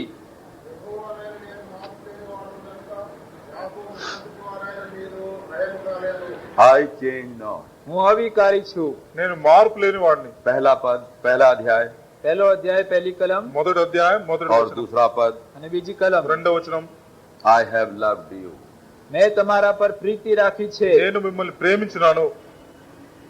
पढ़िए. યહોવા કહે છે, મેં તમારા પર પ્રીતિ રાખી છે, તેમ છતાં તમે बस. तेलुगु में आई हैव लव्ड यू, इतना ही. बस. I change not. હું અવિકારી છું, నేను మార్పు లేని వాడిని. आई हैव लव्ड यू. મેં તમારા પર પ્રીતિ રાખી છે. నేను మీ ఎడల ప్రేమ చూపి ఉన్నాను. तो इस प्रेम का नाम क्या देंगे? તો આ પ્રેમનું કેવું નામ આપીશું? ఈ ప్రేమానికి ఏం పేరుతో పిలుద్దాం మనం? अनचेंजेबल नाम. અવિકારી પ્રેમ. ఎప్పటికీ మార్పు చెందని ప్రేమ. प्रभु का प्रेम कभी नहीं चेंज होता. પ્રભુનો પ્રેમ કદી એમાં વિકાર થતો નથી. మన ప్రభు యొక్క ప్రేమ ఎన్నటికీ మారదు. मैंने देखा, મેં જોયું છે, నేను గమనించిన चेंज होते रहते हैं मनुष्य. માણસો બદલાતા રહે છે. మనుషులు ఎంతో మారిపోతూ ఉంటారు. जहाँ स्वार्थ है, જ્યાં સ્વાર્થ હોય ఎక్కడైతే స్వార్థం ఉన్నదో, स्वार्थी प्रेम है, ત્યાં સ્વાર્થી પ્રેમ હોય, స్వార్థమైన ప్రేమ मतलब ఉన్నదో, का प्रेम है, મતલબનો પ્રેમ હોય, సమానానుసరం ప్రేమ ఉన్నదో, बदलता चला जाता. અને તે બદલાતો જાય છે. అది మార్పు చెందుతా పోయింది. एक जमाने में कोई बड़े प्रेमी थे, એક સમય હતો જ્યારે કેટલાક બહુ પ્રેમી હતા, కొన్ని దినాలు ఎంతో గొప్పగా మనతో ప్రేమించేవారు. और अब चेंज हो गए. હવે बदલાઈ ગયા. ఇప్పుడు మారిపోయినారు.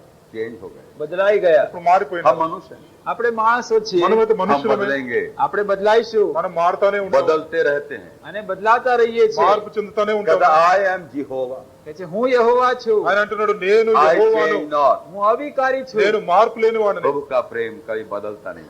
પ્રભુનો પ્રેમ કદી બદલાતો નથી. ప్రభు యొక్క ప్రేమ ఎన్నటికి మార్పు. सनातन का प्रेम, સનાતન પ્રેમ. శాశ్వతమైన ప్రేమ.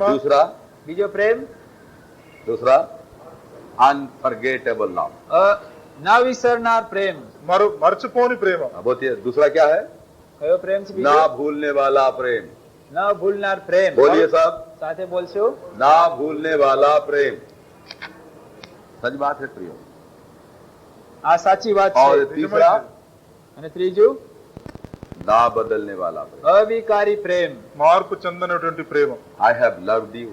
મેં તમારા પર પ્રીતિ રાખી છે, నేను మీ ఎడల ప్రేమ आई చూపుతున్నాను. Change not. હું અવિકારી నేను છું. మార్పు లేని अगर వాడిని. मैं बदल जाता જો હું બદલાત ఒకవేళ నేను तो గాని सब మార్పు नाश हो जाते. તો તમારો સર્વનો નાશ થાત. ఒకవేళ నేను గాని మార్పు చెందితే अगर मैं అందరూ इसे నాశనం मुंह मोड़ అయిపోతారు. लेता જો હું મોં ફેરવી લેત ఒకవేళ నా ముఖాన్ని గాని तो తిప్పుకుంటే तुम नाश हो जाते. તો તમારો સંહાર થઈ જાત. మీరు నాశనం అయిపోతారు. प्रकाशित वाक्य में हम देखते हैं પ્રકટીકરણમાં આપણે જોઈએ ప్రకటన છીએ గ్రంథంలో చూస్తున్నాం, 4 स्वर्गदूत 4 સ્વર્ગદૂત నలుగురు దూతలు हवा को थामे हुए हैं. અને પવનને પકડી રહ્યા ఈ છે. గాలిని వాళ్ళు చేపట్టుకున్నారు. अगर थोड़ा वो छोड़ देते જો એ તે થોડી જ છોડી દે ఈ గాలిని వాళ్ళు तुम सब కొద్దిపాటు नाश हो जाते. તો તમે સર્વનાશ થઈ જાત. అందరూ నాశనం అయిపోయారు. अभी हुआ, હમણાં જ થયું, फ्लोरिडा में हुआ. ફ્લોરિડામાં થયું. ఫ్లోరిడాలో జరిగింది. कभी ऐसा नहीं हुआ. આવું કદી બન્યું નહોતું. ఇంతకు ముందు ఎప్పుడు జరగలేదు. इतनी भयंकर तेज हवा कहते हमने अपने बाप दादों के जन्म में भी कभी नहीं देखा. અને કે છે એટલો બધો ભયંકર વેગવાન પવન કે અમારા બાપ દાદાના જમાનામાં પણ એવું જોયું નહોતું. ఆ કહીએ గాలి ఎంత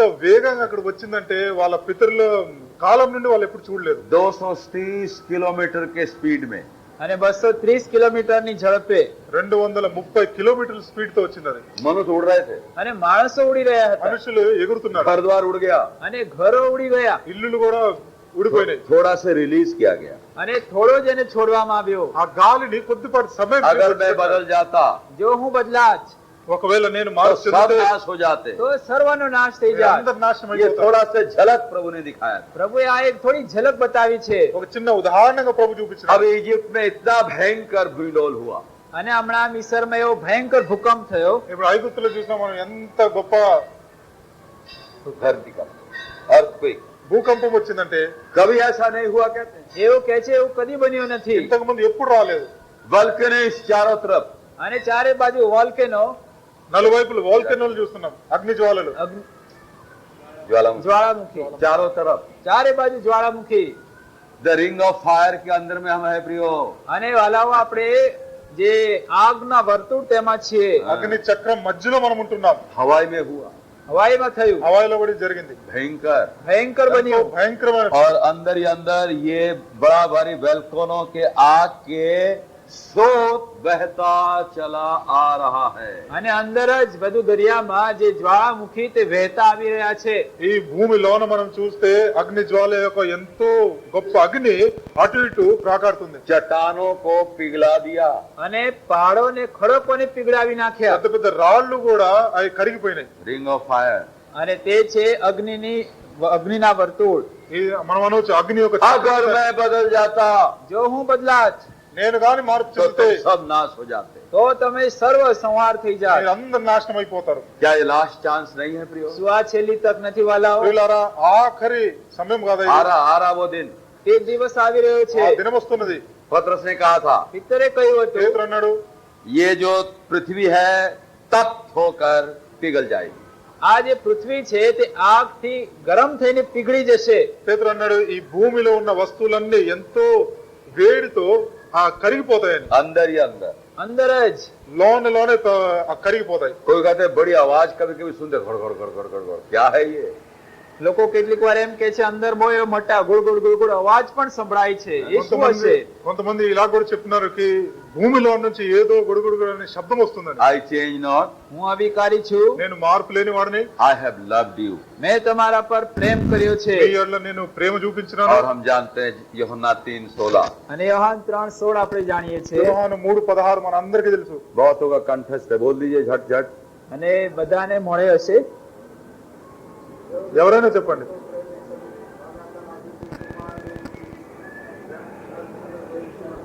दो प्रकार का प्रेम. બે પ્રકારનો પ્રેમ.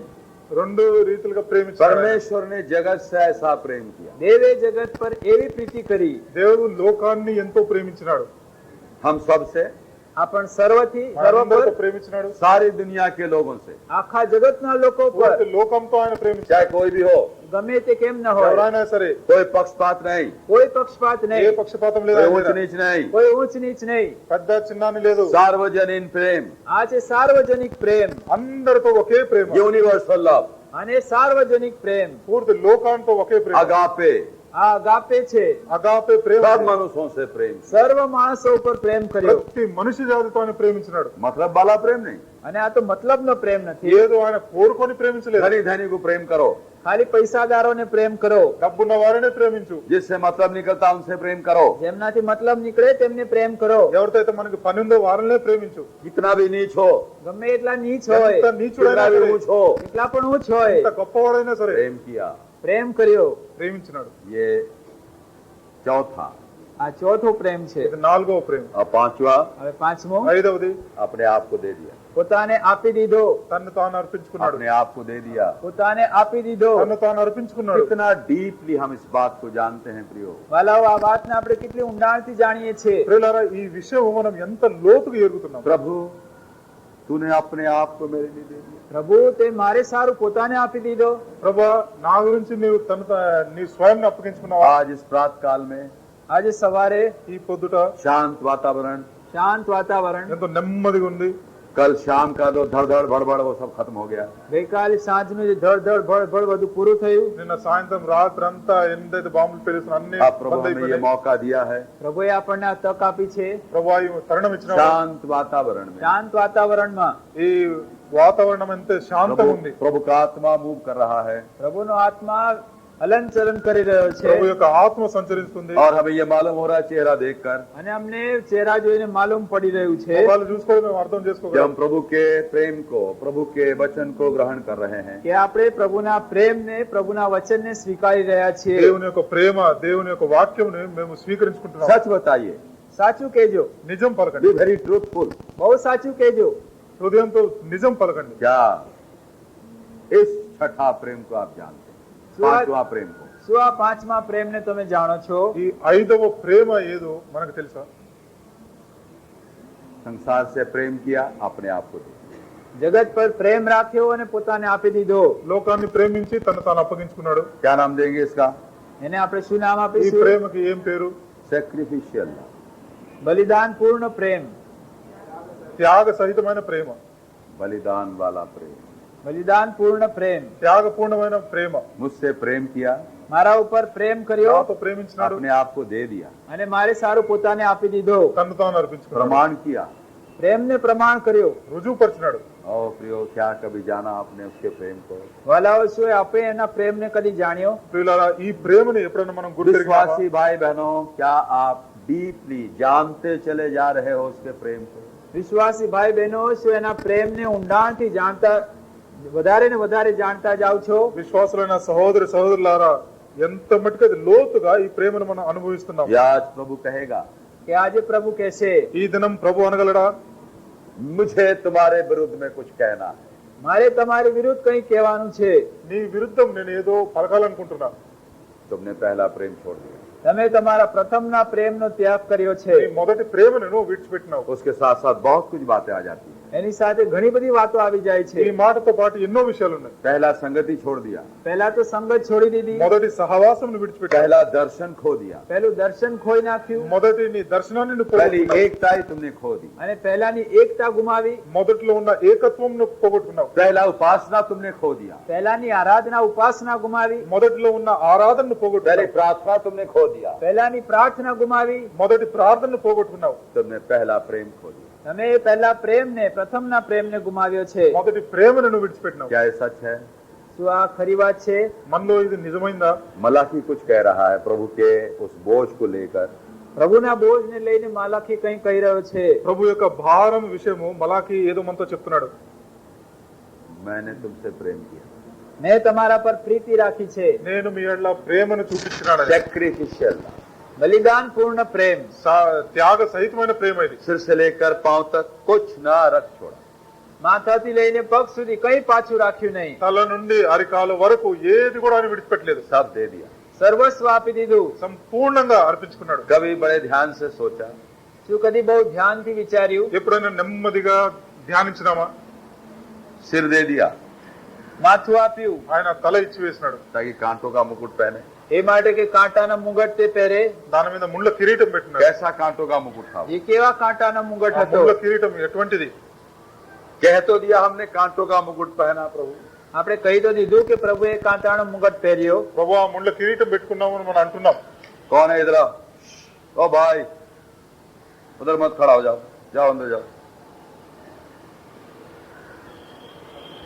तो कभी जाना आपने શું કરી આપે એ જાણ્યું कांटों का तिल मुकुट सुनावा। क्या है? કે કાંટાનો મુગટ શું છે? ఈ ముళ్ళ కిరీటం అంటే ఏమిటో? कैसा कांटा था वो? એ કેવા કાંટા હતા? ఆ ముళ్ళు ఎటువంటి? कभी नहीं सोचा ना? કદી વિચાર્યું નથી ને? कभी सोचा नहीं? ఎప్పుడు ఆలోచించలేదా ఈ విషయం? इतने बड़े बड़े कांटे थे।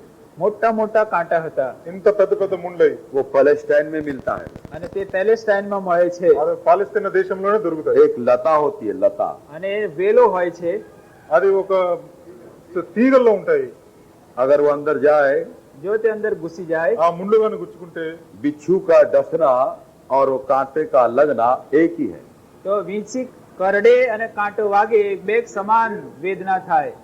स्कॉर्पियो తేను కుట్టినప్పుడు ఎట్లుంటదో అలాగనే ఆ ముళ్ళు గుచ్చుకుంటే ఉంటది। बिल्कुल एक। અને એક સમાન દર્દ થાય. ఒకేలాగా ఉంటది అది. स्कॉर्पियन में सिर्फ दर्द होता है, અને જે વીંછી હોય એમાં તો કેવળ દર્દ થાય, తేనె కుడితే అది నొప్పి మాత్రమే. पर इस कांटे में दर्द प्लस तेज बुखार होता है. અને આ કાંટામાં તો ન કેવળ દર્દ પણ એમાં બહુ સખત તાવ આવે છે. ఈ ముళ్ళు కానీ గుచ్చుకుంటే నొప్పితో పాటు ఆయనకి జ్వరం కూడా వస్తుంది. ऐसे बड़े सावधानी से बनाया બહુ સાવધાનીથી તેઓએ તે બનાવ્યું ఎంతో చక్క గుండ్రంగా చేసినారు. और ऐसे सिर पर रखा, અને માથા ઉપર મૂક્યો తల మీద పెట్టి छोड़ दिया. અને પછી મૂકી દીધો. వదిలిపెట్టలేదు. नहीं नहीं नहीं, ના એમ નહીં. सुनो ध्यान से प्रियो, सुनो ध्यान से. ભલાઓ ધ્યાનથી સાંભળજો. జాగ్రత్తగా వినండి. क्या किया? શું કર્યું? एक रूल लिया, તેઓએ એક ఒక લાકડી కర్ర લીધી తీసుకున్నారు, जोर से दबाया, અને જોરથી તે દબાવ્યું. ఒత్తేసినారు తల. ताकि ये सब जगह धस जाए हमारा प्रभु. એ માટે કે બધે પ્રભુના માથામાં તે કાંટા ઘૂસી જાય. ఆ తలలో పొడుచుకుపోయినాయి అన్ని. लॉलस ने कहा था ये बात मुझे प्रभु से पहुंची. પાઉલે કહ્યું આ વાત મને પ્રભુ તરફથી મળી. పౌలు అన్నాడు ఈ విషయం నాకు ప్రభు వలన పొంది తిని. और बड़े अधिकार के साथ कह सका जिसने मुझसे प्रेम किया और अपने आप को मेरे लिए दे दिया. અને બહુ અધિકાર સાથે કહી શક્યો જેણે મારા પર પ્રેમ રાખ્યો અને મારે સારું પોતાને આપી દીધો. ఎంతో ధైర్యంగా అంటున్నాడు ఏ ప్రభు అయితే నన్ను ప్రేమించి తను తాను నా గురించి అప్పగించుకున్నాడు. लहू के धार बहने लगे. અને લોહીની ધારાઓ વહેવા લાગી. రక్తము కారడం మొదలు उसी పెట్టింది. समय से प्रभु के शरीर में तेज बुखार चालू हुआ. તે જ સમયથી પ્રભુના શરીરમાં બહુ સખત તાવ હતો. ఆ క్షణం నుండి మన ప్రభు యొక్క శరీరంలో ఎంతో గొప్ప జ్వరం వచ్చింది. आज वही प्रभु कहता है कि मैं तुमसे प्रेम करता हूँ. આજે એ જ પ્રભુ કહે છે હું તમારા ઉપર પ્રીતિ રાખું છું. ఆ ప్రభువే ఈ రోజు అంటున్నాడు నేను నీ ఎట్లా ప్రేమ मेरे मन చూపించాను. में कोई क्रोध नहीं तुम्हारे लिए. તમારે માટે મારા મનમાં કોઈ ક્રોધ નથી. నీ పట్ల నా హృదయంలో ఏ క్రోధం లేదు. मैं तुमको दोषारोप नहीं करता हूँ, હું તમારા ઉપર દોષ મૂકતો નથી. ఏ దోషం మోపట్లేదు. क्योंकि मैं तुमको जानता हूँ, કારણ કે હું તમને જાણું છું. ఎందుకంటే నువ్వంటే నాకు బాగా तुम्हारा ఎరుగుతాను. जीवन मैं जानता हूँ, તમારું जीवन હું જાણું છું. నీ జీవితం ఏందో నాకు तुम्हारा बैठना उठना चाल चलन व्यवहार सब मैं जानता हूँ. તમારું બેસવું ઉઠવું ચાલ ચલન બધું જાણું છું. నీ కూర్చోవడం లేవడము అటు ఇటు పోవడం అన్ని నాకు తెలుసు. तुम दूसरों को छिपा सकते हो, मुझे क्या छिपाओगे तुम? તમે બીજાથી સંતાડી શકો, મારાથી શું સંતાડશો? ఇతరుల ముందు మీరు దాపెట్టగలరు కానీ మటుకు నాతో మీరు दूसरों के దాపెట్టలేరు. सामने बहुत बड़े भले बन सकते हो, मेरे सामने क्या है? બીજાઓની આગળ ભલા દેખાઈ શકો, મારી આગળ શું કહી શકો?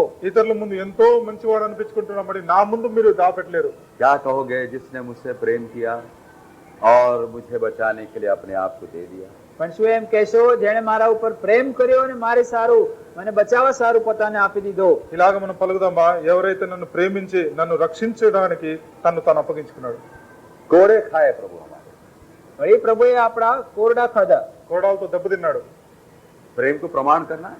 પ્રેમને સાબિત કરવો જોઈએ. ఆ ప్రేమనైనా రుజువుపరచాలి. सेक्रीफाइस लव प्रमाण करेगा प्रभु. અને બલિદાન પૂર્ણ પ્રેમ પ્રભુએ પ્રમાણ કર્યો. త్యాగ సహితమైన ప్రేమ ఆయన రుజువుపరచాలి. प्रेम हमेशा कुछ डिमांड करता है प्रियो, याद रखो.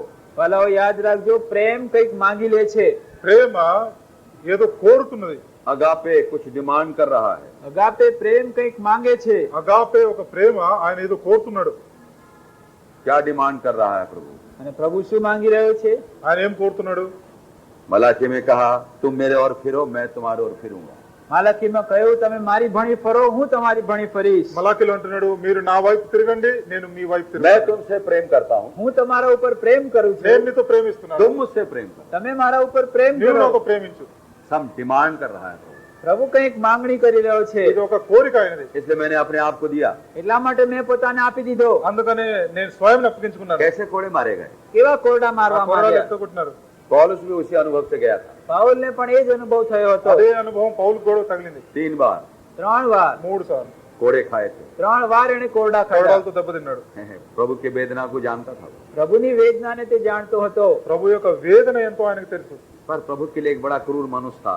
પણ પ્રભુને માટે તે ક્રૂર માણસ હતો.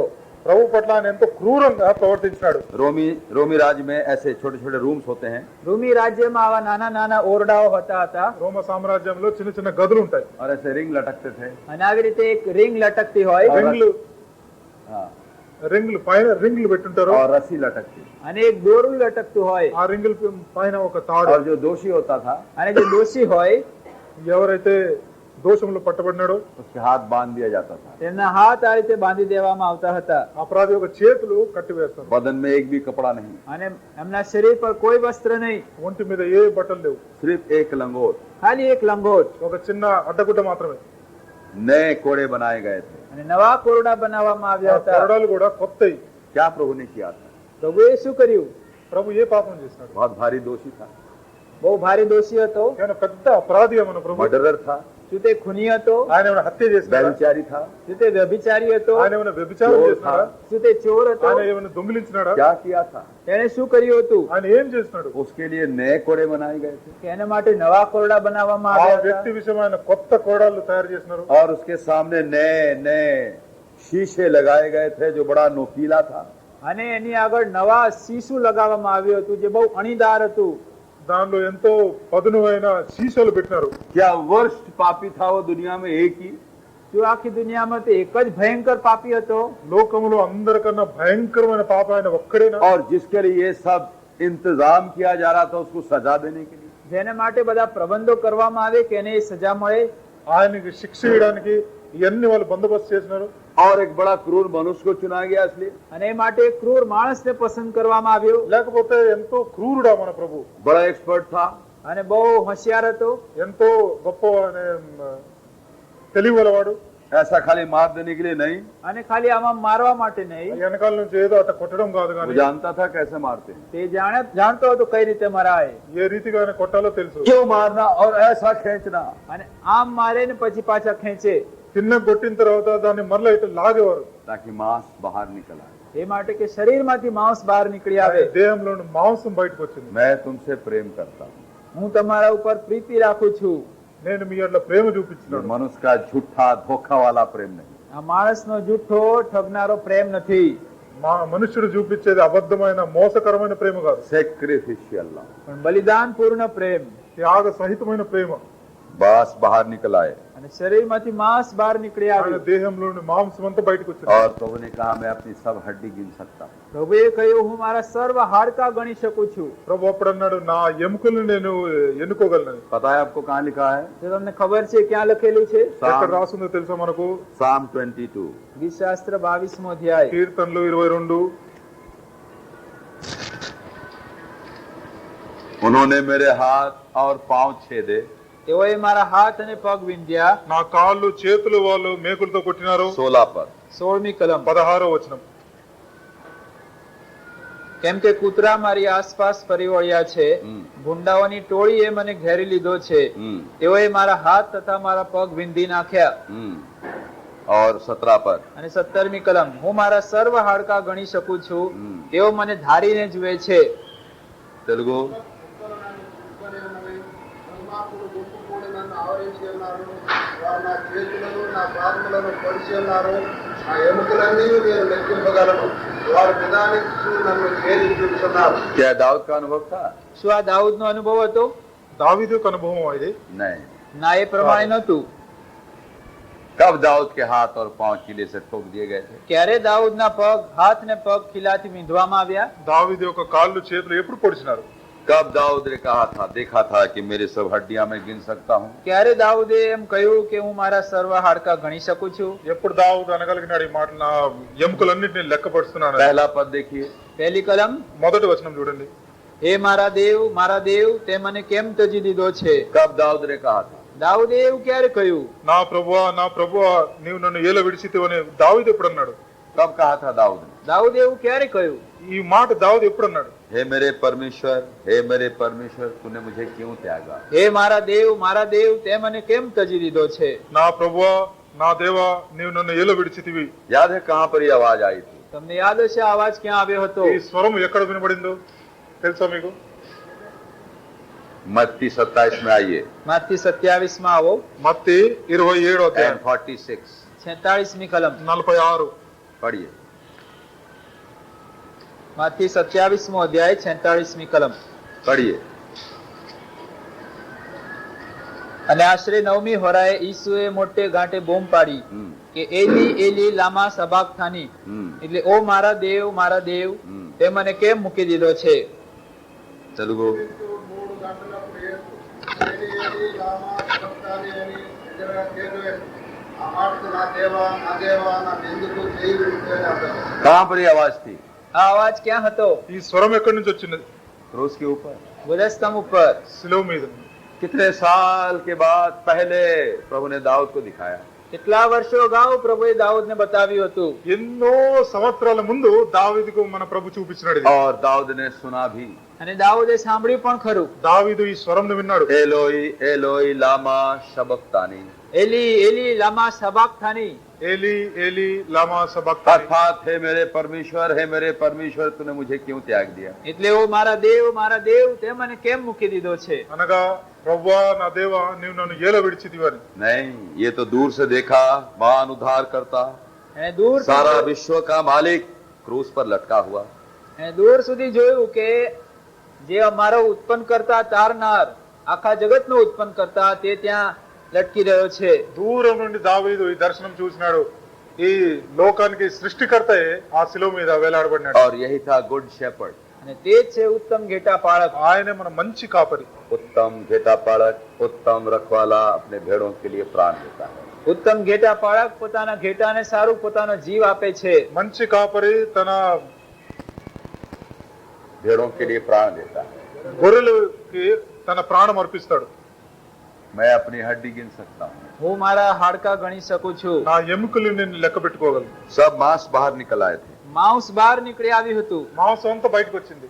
और प्रभु देख कर कहता, अब मेरी हड्डी में गिन सकता हूँ. અને હવે પ્રભુ કહે છે હું મારા હાડકા ગણી શકું છું. ప్రభు అంటున్నాడు ఇప్పుడు నా ఎముకలు నేను లెక్క పెట్టగలను. प्रियो, कभी इस प्रेम को आपने जाना?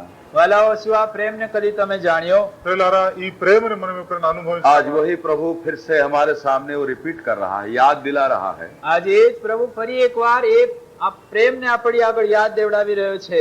మరలా ఒకసారి ఆ ప్రభువే దాన్ని స్మరణిస్తున్నాడు. ఈ రోజు तोड़े खाए, કોળા ખાધા, కోడాలతో దెబ్బతిన్నాడు. क्या हमने जाना उसको?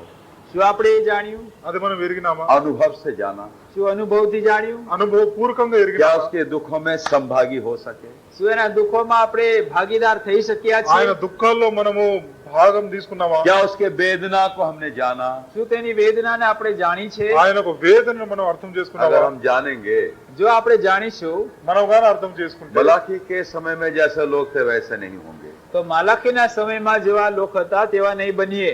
మలాఖీ దినాల్లో ఎటువంటి ప్రజలు ఉండేవారో అలాగే మనం ఉండం. हम कुछ और पात्र बनेंगे. આપણે કઈ જુદા જ પાત્ર બનીશું. ఒక వేరే పాత్ర మనం తయారైతాం. इसलिए आज तैयार है प्रभु माफ करने के लिए. એટલા માટે આજે પ્રભુ માફ કરવા તૈયાર છે. క్షమించడానికి మన ప్రభు ఈ రోజు కూడా సిద్ధంగా ఉన్నాడు. आयजा 55. યશાયા 55મો અધ્યાય. యెషయా 55.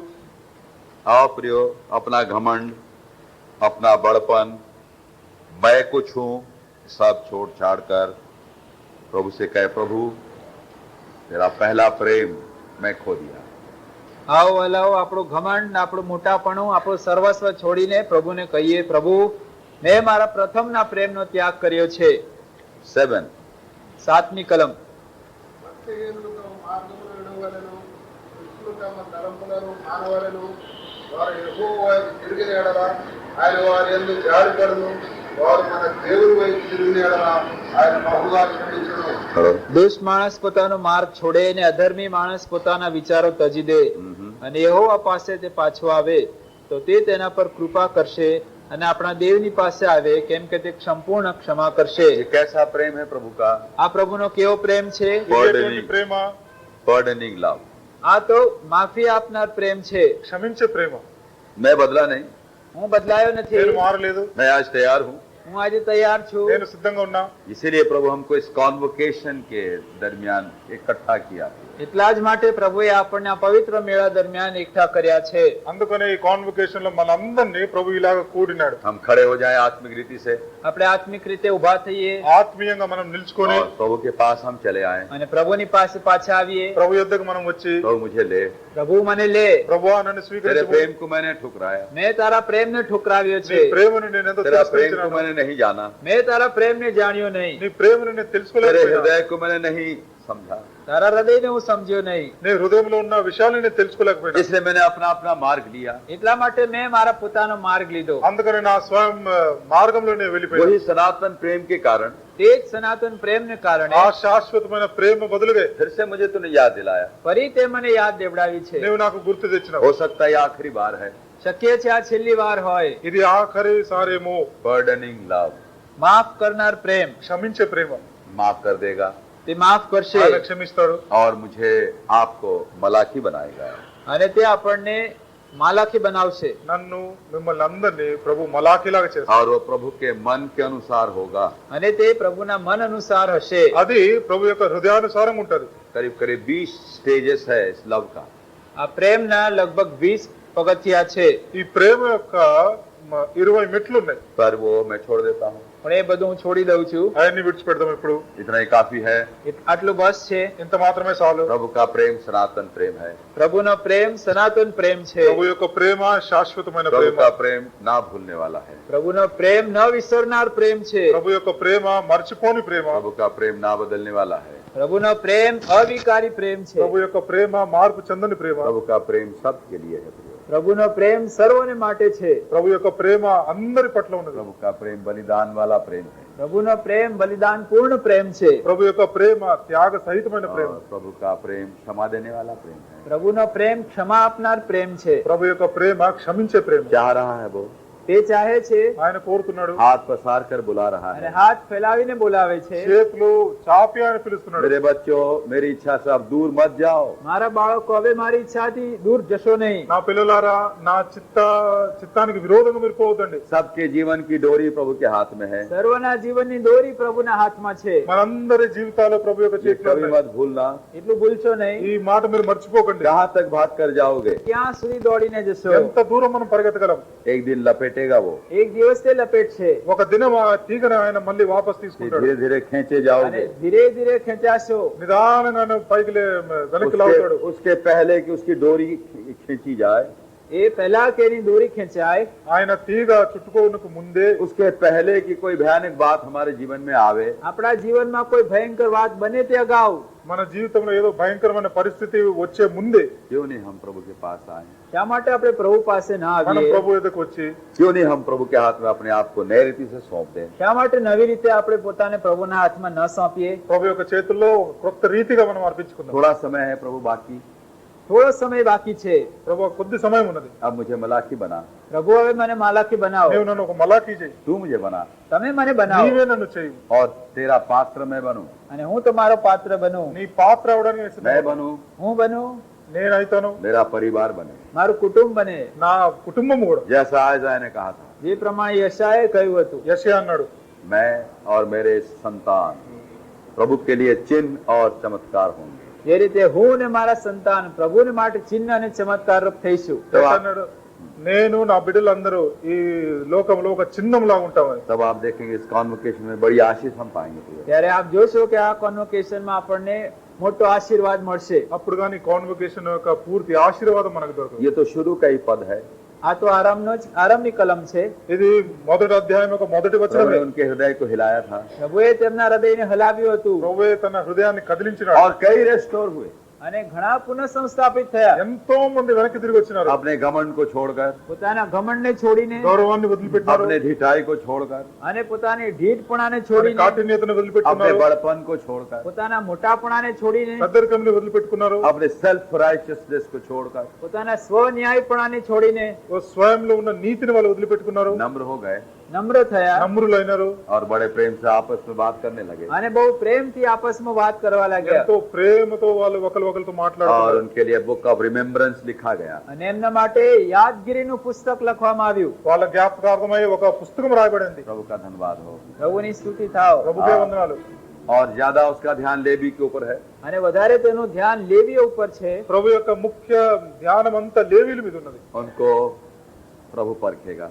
પ્રભુ તેમને પારખશે. ప్రభు వాళ్ళని పరీక్షిస్తాడు. आग में से होकर ले जाएगा. આગમાં થઈને તેમને લઈ જશે. అగ్నిలో నుండి వాళ్ళని తీసుకువెళ్తాడు. जैसे चांदी को परखा जाता है, જેમ ચાંદી પરખાય છે, వెండిని ఎలాగైతే जैसे పరిశోధిస్తారు, सोना को परखा जाता है. જેમ સોનું પરખાય છે, బంగారాన్ని ఏ విధంగా అయితే వాళ్ళు శోధిస్తారు. और फिर आने वाला आएगा, देर नहीं करेगा. આવનાર છે તે આવશે ને તે વિલંબ કરશે નહીં. వచ్చే ఆయన వస్తాడు, ఆయన ఇంకా ఆలస్యం చేయడు. एक चुटकी में हम प्रभु के पास पहुंचेंगे. અને પળવારમાં આપણે પ્રભુ પાસે પહોંચી જઈશું. ఒక్క క్షణంలోనే మనం ప్రభుతో పాటు ఉన్నాం. अयोग कभी नहीं जा सकते. અયોગ લોકો જઈ શકશે નહીં. అయోగ్యులు ఆయనతో పాటు పోలేరు. इसलिए आज ये मौका है. એટલા માટે આજે આ તક છે. ఈ రోజు ఆ తరుణం ఉంది, कल नहीं. કાલે નહીં. రేపు లేదు. याद रखिए इसको. યાદ રાખશો. గుర్తుంచుకోండి. आइए हम प्रार्थना करें. આવો આપણે પ્રાર્થના કરીએ. ప్రార్థన చేద్దాం. प्रार्थना में कोई ना उठे. પ્રાર્થનામાં